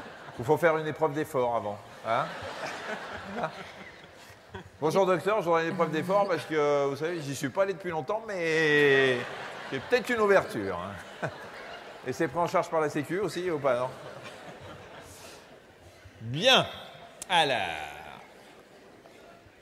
vous permettez, mademoiselle, j'ai la copine de Vincent là, et si c'est pas, je vais me mettre mal.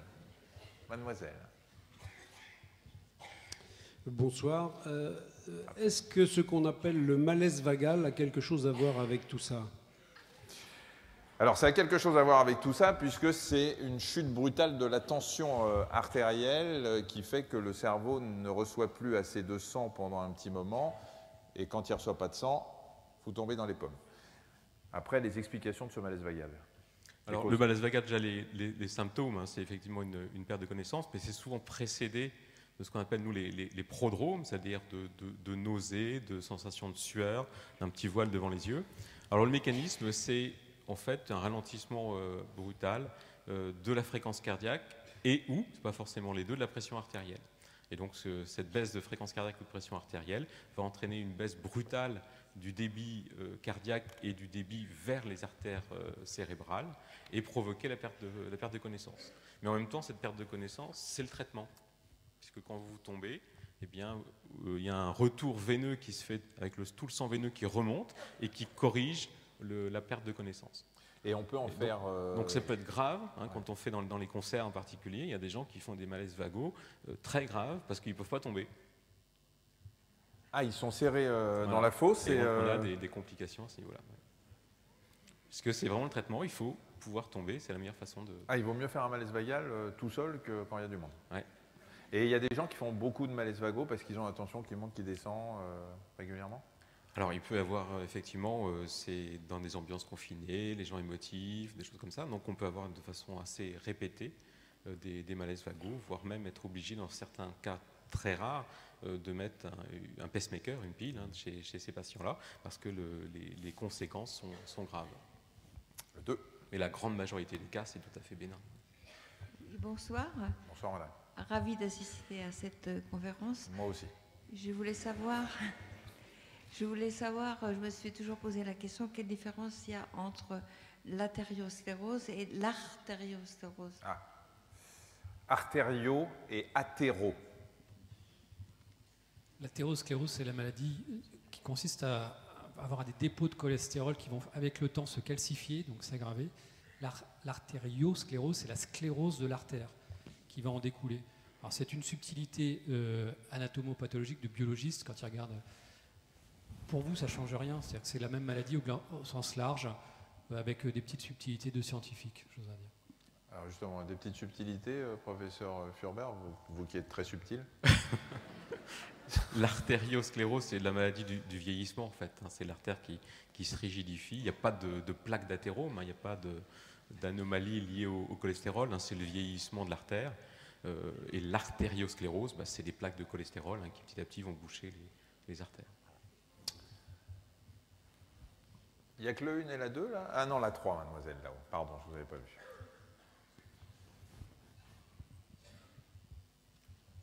Bonsoir. Quand on fait un infarctus, est-ce que c'est possible que les reins soient touchés?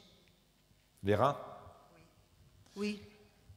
Alors, les reins sont irrigués par les artères rénales, qui sont des artères qui partent de cette aorte, cette fameuse grosse artère, qui théoriquement n'est pas reliée directement au coronaire, enfin moi qui ai des nouveautés anatomiques.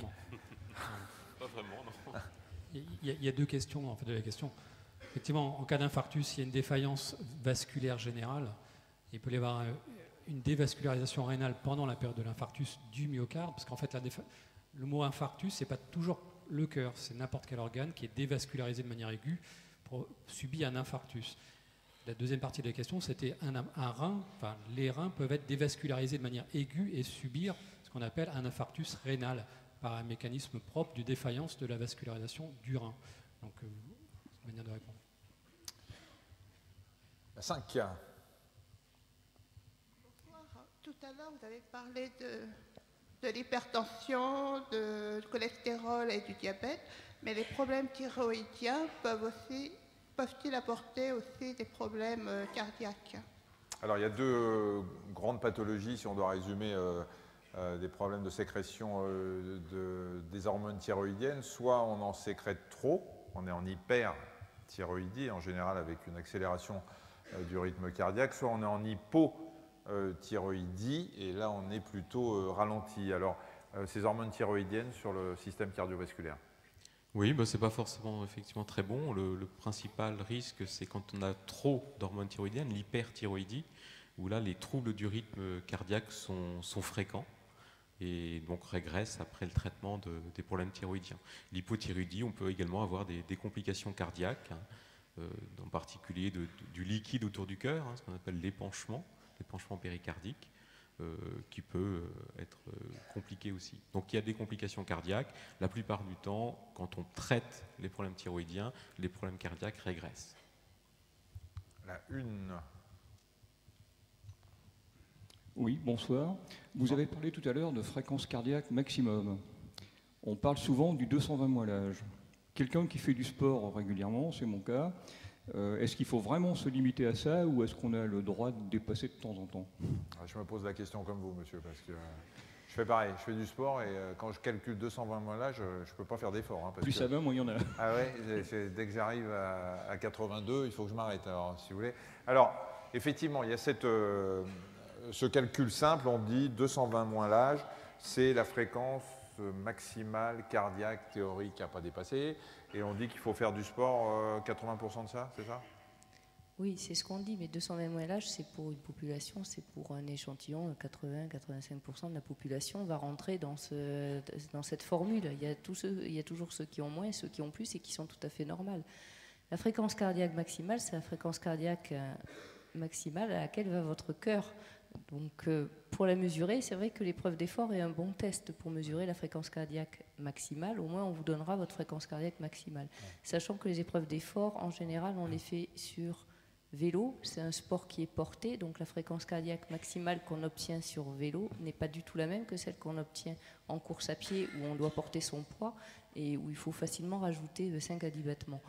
Donc voilà, donc votre fréquence cardiaque, il y a aussi un autre moyen pour la savoir, c'est un cardiofréquence-mètre. Vous faites votre sport avec, vous allez au maximum, vous voyez votre fréquence cardiaque maximale et là vous l'aurez.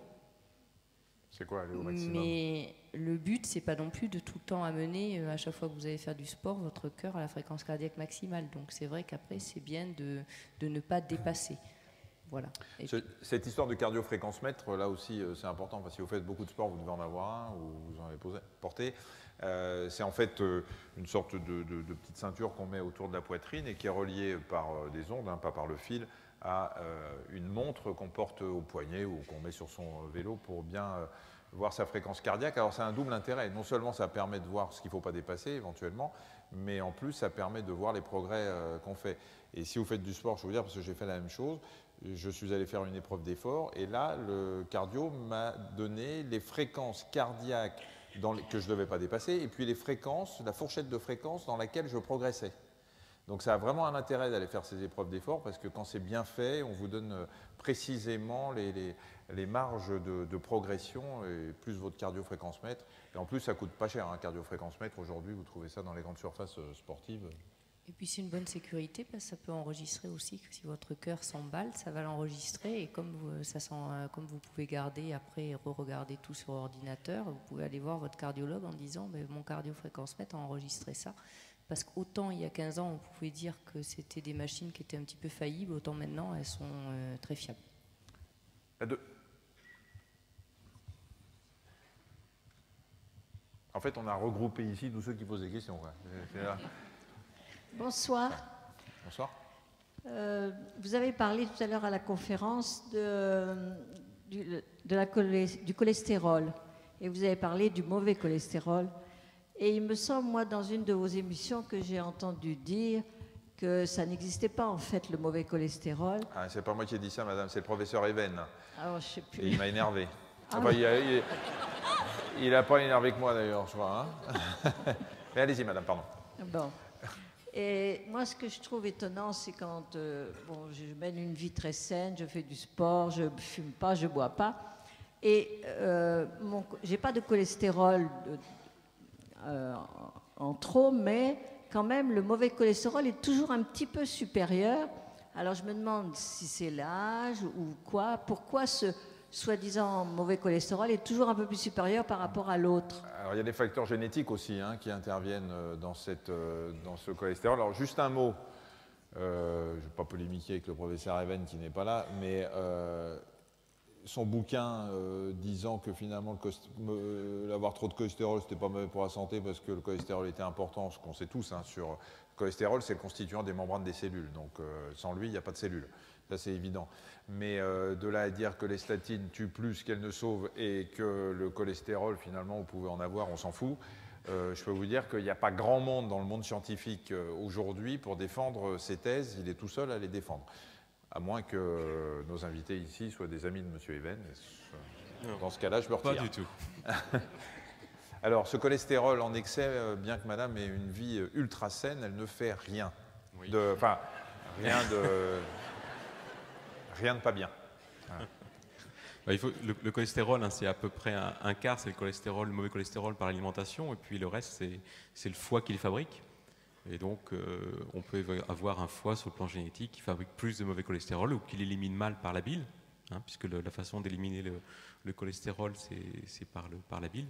Donc ça, effectivement, il y a des facteurs génétiques contre lesquels on ne peut pas grand-chose, hein, et qu'on n'a pas encore parfaitement identifiés en plus. Donc c'est pas la peine de se désespérer, parce que bien qu'une vie très saine, on a un petit peu trop de cholestérol. Si vous n'aviez pas une vie saine, vous auriez beaucoup de mauvais cholestérol. Donc finalement, non. Non.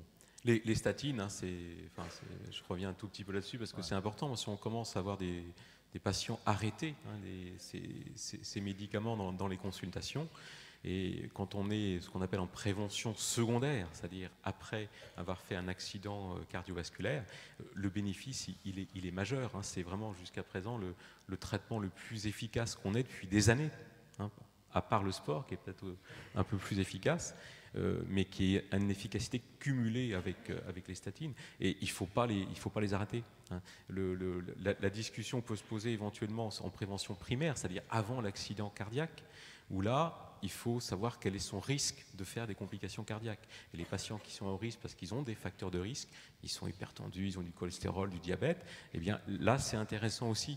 Et on a une marge de bénéfice qui est large. La question qui se pose, c'est le patient qui a un petit peu de cholestérol et qui n'a pas d'autres facteurs de risque associés, qui n'a que le cholestérol. Là, clairement, on peut lui poser la question, savoir si on prend ou on ne prend pas des statines, c'est une question qu'on peut se poser. Mais dans les autres situations des patients à haut risque, il faut prendre des statines. La 5. Bonsoir. Bonsoir. Est-ce qu'il est dangereux de faire du sport, comme de la course à pied, quand on a des extrasystoles? Alors, extrasystole, un grand cardiologue disait extrasystole, rien, moins que rien, pour vous dire que ce n'était pas très grave. Mais le problème des extrasystoles, c'est quand on en a beaucoup. Alors, je vais donner... En fait, on explique ce que c'est, peut-être c'est une contraction anarchique à un moment donné dans le rythme cardiaque. Je vais donner mon avis de médecin du sport, puisque je fais faire des épreuves d'effort à des gens qui font du sport pour savoir s'ils sont aptes à en faire.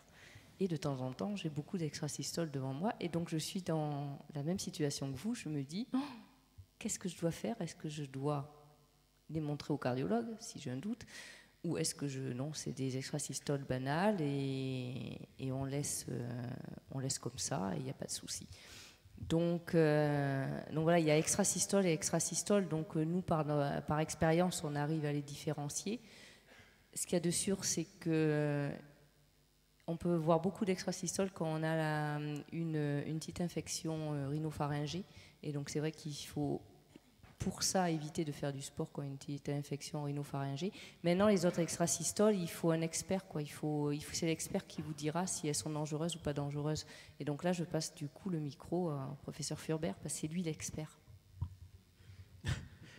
Donc, les extrasystoles, en fait, elles sont très très variables et c'est en fonction de la morphologie qu'on aura sur l'électrocardiogramme qu'on aura une première idée de la gravité de l'extrasystole. Si elles sont toutes pareilles, c'est moins embêtant que si elles ont des formes différentes à chaque fois, qu'on appelle les formes polymorphes. Donc, dès qu'on a le moindre doute, pourquoi on fait des extrasystoles et pourquoi certaines extrasystoles sont graves? Parce qu'il y a une cardiopathie sous-jacente, il y a une anomalie du cœur en dessous. Donc, on n'hésite pas à faire une échographie du cœur. Et là, on verra s'il y a ou non une anomalie. S'il n'y a pas d'anomalie, il y a plein d'extrasystoles qui sont banales, pour lesquelles on peut continuer l'activité physique sans problème. 3. Oui, bonsoir. Je voudrais connaître les conséquences d'une fibrillation auriculaire découverte après un AVC. Alors, fibrillation auriculaire, c'est quand les oreillettes battent de façon anarchique, c'est ce qu'on appelle l'arythmie cardiaque par fibrillation auriculaire. Le lien avec l'accident vasculaire cérébral. Donc on en parlait un petit peu tout à l'heure, c'est la fibrillation provoque, du fait de l'absence de contraction de l'oreillette, il y a des caillots qui se forment dans la paroi de l'oreillette, dans la cavité de l'oreillette. Ces petits caillots de sang vont pouvoir migrer de l'oreillette vers les ventricules, ensuite passer par la grosse artère qui est l'aorte, et aller au niveau des vaisseaux du cou, jusqu'au cerveau. Et ces petits caillots, ils vont se bloquer à un moment donné dans une artère cérébrale et provoquer l'accident vasculaire cérébral. Voilà, ce n'est pas l'accident vasculaire cérébral qui a provoqué l'arythmie cardiaque, hein, c'est l'inverse. Et donc on traite forcément l'arythmie. Et on traite l'arythmie, alors de deux niveaux de traitement, hein, pour les arythmies cardiaques auriculaires. D'une part, le traitement anticoagulant, on en parlait tout à l'heure avec les médicaments anticoagulants. Et d'autre part, éviter la récidive par des traitements anti-arythmiques. Donc il y a deux versants, éviter les complications, c'est-à-dire éviter les embolies de caillots sanguins qui peuvent être vers le cerveau, mais qui peuvent être également vers les jambes, dans toutes les artères en fait. Hein. Et autrement, éviter la récidive par des médicaments anti-arythmiques, hein, qui évitent ces troubles du rythme. Mademoiselle, Madame. Excusez-moi. Bonsoir. Vous paraissez tellement jeune. Pouvez-vous nous informer des risques emboliques liés au voyage en avion, s'il vous plaît? Alors l'embolie, c'est quand il y a un morceau de caillot qui se détache et qui va partir par la circulation. C'est un peu ce qu'on disait sur les accidents vasculaires cérébraux. Alors dans l'avion, c'est surtout le risque embolique veineux. Hein, c'est le fait d'être longtemps immobilisé. Et donc le sang veineux va stagner et il y a une possibilité d'avoir des petits caillots qui se forment là, à ce moment-là. Et progressivement, ces caillots deviennent de plus en plus importants. Il peut y avoir une migration vers les artères du poumon, hein, les artères pulmonaires, et provoquer ce qu'on appelle l'embolie pulmonaire. Alors la meilleure façon de prévenir, c'est de marcher. Hein, quand vous avez des voyages en avion qui sont longs, eh bien, il faut en profiter, hein, pour marcher régulièrement, faire des contractions des muscles des jambes, hein, pour éviter cette stagnation. Et puis éventuellement, quand on est à risque, ça veut dire essentiellement des patients qui ont déjà un mauvais état veineux, hein, soit des varices, soit des veines un petit peu dilatées, eh bien, mettre des bas, hein, des bas de contention pendant le voyage. Ou voyager en première. Non, c'est vrai, c'est le syndrome de la classe économique. Donc, a priori, si vous voyagez en première ou en business, vous êtes peinard. Mais il n'y a pas de risque embolique artériel, hein, dans les artères pendant les voyages. Le 2. Bonsoir. Bonsoir. J'ai une petite question. Il y a 3 mois, j'ai subi une rupture de l'aorte abdominale. À quel moment dois-je reprendre le sport, s'il vous plaît? Une rupture ou une fissure? Une rupture. Rupture complète? Oui, j'ai une prothèse. Pas fissure? Non, j'ai une prothèse. Tout. Oui, non, mais elle aurait pu se fissurer. Non, rupture. Vous avez de la chance? Oui, je suis passé vraiment côté. Alors, dans un premier temps, vous avez dû bénéficier d'un bilan cardiovasculaire complet, c'est-à-dire savoir si l'état général de votre cœur, du reste de vos vaisseaux. On n'est jamais malade d'une artère de manière isolée. Et puis, donc, vous le rassurez pas là. Si, mais le monsieur est en train de... Il faut que je vous explique un peu la psychologie humaine. Le monsieur a échappé à un drame, parce que et là vous lui dites, bon, il y a ça, mais il y a d'autres choses sûrement. Hein, donc le problème, c'est pas le sport, monsieur, c'est votre avenir, vous voyez? C'est sympa, non? Au contraire, il faut toujours positiver et voir le côté... il a eu le pire, on va positiver, il a eu le pire. Il y a eu pire, il y en a qui sont pas là pour le témoigner, pour en témoigner. Maintenant, vous allez bénéficier d'un bilan, vous allez rentrer dans une filière vasculaire, donc pris en charge globalement, et donc limiter vos risques que vous ne connaissiez pas. Donc ça, c'est la première chose, et en soi, c'est très bénéfique. Après, il y a des choses, un aspect purement mécanique. Vous avez forcément été opéré, probablement en urgence, on vous a sans doute ouvert le ventre pour vous réparer. Et donc, il y a des aspects mécaniques, les muscles ont été ouverts et réparés, il faut qu'ils cicatrisent. La cicatrisation musculaire, pour qu'elle soit un minimum efficace, c'est-à-dire que si on tire dessus, ça ne craque pas. Les fils, au départ, font le travail, mais ils ne le feront pas tout le temps. C'est 3 mois minimum, grand minimum. Après, pendant toute cette période, vos muscles ont fondu, forcément. Il faut vous remuscler progressivement pour ne pas avoir de déhiscence pariétale et que la paroi reprenne une consistance mécanique, enfin un rôle mécanique suffisant. Pour ne pas avoir d'éventration. Voilà. En plus. Donc il faut... Et vous avez envie de reprendre le sport avec tout ce que vous allez dire? Ouais. Prenez la marche, un petit peu de natation et dans quelques mois, vous referez quelques abdos progressivement. On se revoit l'an prochain? La 5. Bonsoir. Quand on parle du facteur de risque diabète chez un enfant qui est diabétique, pour son avenir, donc diabète de type 1, Si le diabète est bien stabilisé, est-ce que le facteur de risque est similaire à un adulte qui n'est pas diabétique, ou est-ce qu'il y a un facteur de risque vraiment conséquent? Normalement, si la glycémie est normale... Oui, à partir du moment où il est bien équilibré, on arrive à un risque qui est pratiquement équivalent aux patients non diabétiques jeunes. Parce que c'est le sucre, hein, c'est le sucre qui fait des dégâts sur les artères. Donc si son sucre est normal et vraiment bien équilibré toute sa vie, il n'aura pas de risque supplémentaire par rapport à quelqu'un qui n'a pas de diabète. Effectivement, c'est le diabète de type 2, c'est-à-dire le diabète gras chez la personne plus âgée, en surpoids, c'est un profil très différent, qui est un facteur de risque cardiovasculaire plus important. Il y avait une question là-bas, non? J'ai vu une dame lever la main. Mademoiselle l'hôtesse. Bonsoir. Qu'est-ce qu'un souffle au cœur? J'en ai un depuis très longtemps. Et qu'est-ce que c'est qu'un léger souffle au cœur? Un léger souffle au cœur. Ah oui, parce qu'on m'a dit qu'il était léger. Ah bah écoutez, alors c'est que c'est pas très grave. On va commencer par dire ce que c'est qu'un souffle et puis après on aura un petit léger. Alors le souffle au cœur, on peut y passer 2 heures. Oui, on peut passer 2 heures. Simplement en fait, hein, c'est le sang passe à travers les valves cardiaques et certaines valves peuvent être rétrécies, ont du mal à s'ouvrir et donc à partir du moment où l'ouverture des valves se fait mal, eh bien il y a une turbulence qui va avoir lieu à ce niveau-là, et c'est ce qu'on va enregistrer au niveau du souffle. Donc ça, c'est des rétrécissements au niveau des valves, et on peut également avoir des souffles correspondant à des fuites au niveau des valves. Donc avec un bruit également lié à la régurgitation, c'est-à-dire au flux sanguin, qui va par exemple du ventricule vers l'oreillette, au lieu d'aller du ventricule vers l'aorte. Donc c'est des bruits liés soit à une incontinence de valve, elle fuit, soit parce qu'elle est rétrécie et qu'elle a du mal à s'ouvrir. Vous dites à la dame qu'elle est incontinente. C'est ça? Au niveau de sa valvule. Ah. Vous êtes incontinente de la valve, c'est cool, hein? Une porte qui se ferme mal. Riez pas trop parce qu'après on a des incontinences d'effort, comme on dit. Oui, vous voulez dire quelque chose?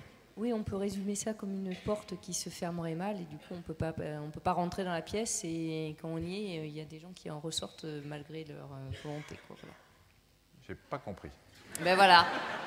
Mais c'est parce que vous êtes médecin. Mais les gens non médecins, c'est facile, ils ont compris. Eux, ils ont compris, moi non. D'accord. Vous avez compris? Oui, d'accord. Ok, on va prendre les 2 dernières questions. Oui, bonsoir. J'ai une question qui s'adresse plus particulièrement au professeur Furbert. Ah, je me retire alors. Non, vous pouvez rester. Vous me regardiez, je pensais que je me suis dit, non, enfin, on va me poser une question. J'aimerais savoir ce que pense le professeur Furbert du traitement des arythmies et des troubles du rythme cardiaque par ablation, des ablations par radiofréquence. Alors ça, c'est une technique interventionnelle qui est assez récente. Hein. Ça se fait essentiellement dans les arythmies auriculaires, hein, celles qu'on a vues tout à l'heure qui provoquaient les accidents vasculaires cérébraux. Quand les médicaments anti-arythmiques ne sont pas efficaces, donc ce n'est pas un traitement de première intention, eh bien on a une solution qui est plus mécanique et qui consiste à faire des sortes de brûlures au niveau de la voie où chemine l'influx électrique de la fibrillation auriculaire. Hein, donc c'est un circuit électrique et on peut, en mettant des brûlures bien localisées au niveau du voie de passage, hein, qu'on appelle les veines pulmonaires, eh bien, supprimer le passage entre l'oreillette et le ventricule. Donc on ne va pas supprimer les arythmies, mais on va en fait empêcher que ces arythmies au niveau de l'oreillette se transfèrent au ventricule. Donc ça va ralentir le rythme cardiaque et éviter les conséquences de ces arythmies sur la fonction cardiaque. Hein, l'intérêt, c'est qu'il faut que les patients soient essoufflés, qu'il y ait des conséquences de ces arythmies, et ça va diminuer, voire supprimer l'essoufflement et l'insuffisance cardiaque. La 4 et la 5 pour finir après. Bonsoir. Pourriez-vous parler des syndromes de Raynaud et quels en sont les méfaits pour le cœur? Alors, le syndrome de Raynaud, c'est un syndrome qui fait que les gens qui en souffrent ont les doigts tout blancs, parce que notamment quand il y a une baisse de la température, et pas forcément dans les températures extrêmes d'ailleurs, puisqu'il y a un rétrécissement brutal des petits capillaires qui vont irriguer les doigts. Est-ce que ça a des conséquences cardiaques ou pas? Ou des origines cardiaques D'accord. Alors, personne ne veut répondre à votre question, madame.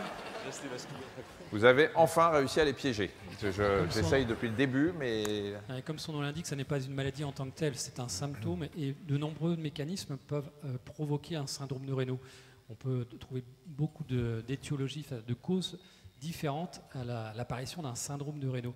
Alors je ne connais pas les conséquences purement cardiaques, ce sont des maladies générales qui peuvent donner un syndrome de Raynaud et des complications cardiologiques. Mais en tant que tel, le syndrome de Raynaud peut, dans certaines formes assez sévères, provoquer des conséquences digitales, c'est-à-dire des doigts elles-mêmes sévères. Donc ça nécessite clairement un bilan très spécifique, une recherche d'une cause particulière. On ne la trouvera pas toujours, même le plus souvent on ne la trouvera pas. On aura des traitements symptomatiques, mais c'est encore une manière de rentrer dans une filière de soins, de dépistage, de prise en charge globale de la maladie cardiovasculaire au sens large. Dernière question, ici. Oui, bonsoir. Bonsoir. Je voudrais savoir si le fait d'avoir un sang riche en plaquettes, voire très riche en plaquettes, peut être aussi facteur de risque cardiovasculaire. Oui. Voilà. On a vu tout à l'heure le mécanisme de l'occlusion de l'artère, du thrombus. Ça commence par une agrégation des plaquettes, puis après il y a les globules rouges qui viennent et qui bougent l'artère. Donc c'est vrai que quand on a plus de plaquettes, on a plus de chances d'avoir une agrégation de ces plaquettes et d'avoir un thrombus. Voilà, avant de nous quitter, je voudrais vous dire 2-3 petites choses. D'abord, remercier une nouvelle fois la mairie d'Angers et son maire, Frédéric Béat, qui est avec nous et qui est resté jusqu'au bout en plus de la conférence, ce qui n'est pas le cas de tous les maires. Vraiment, bravo.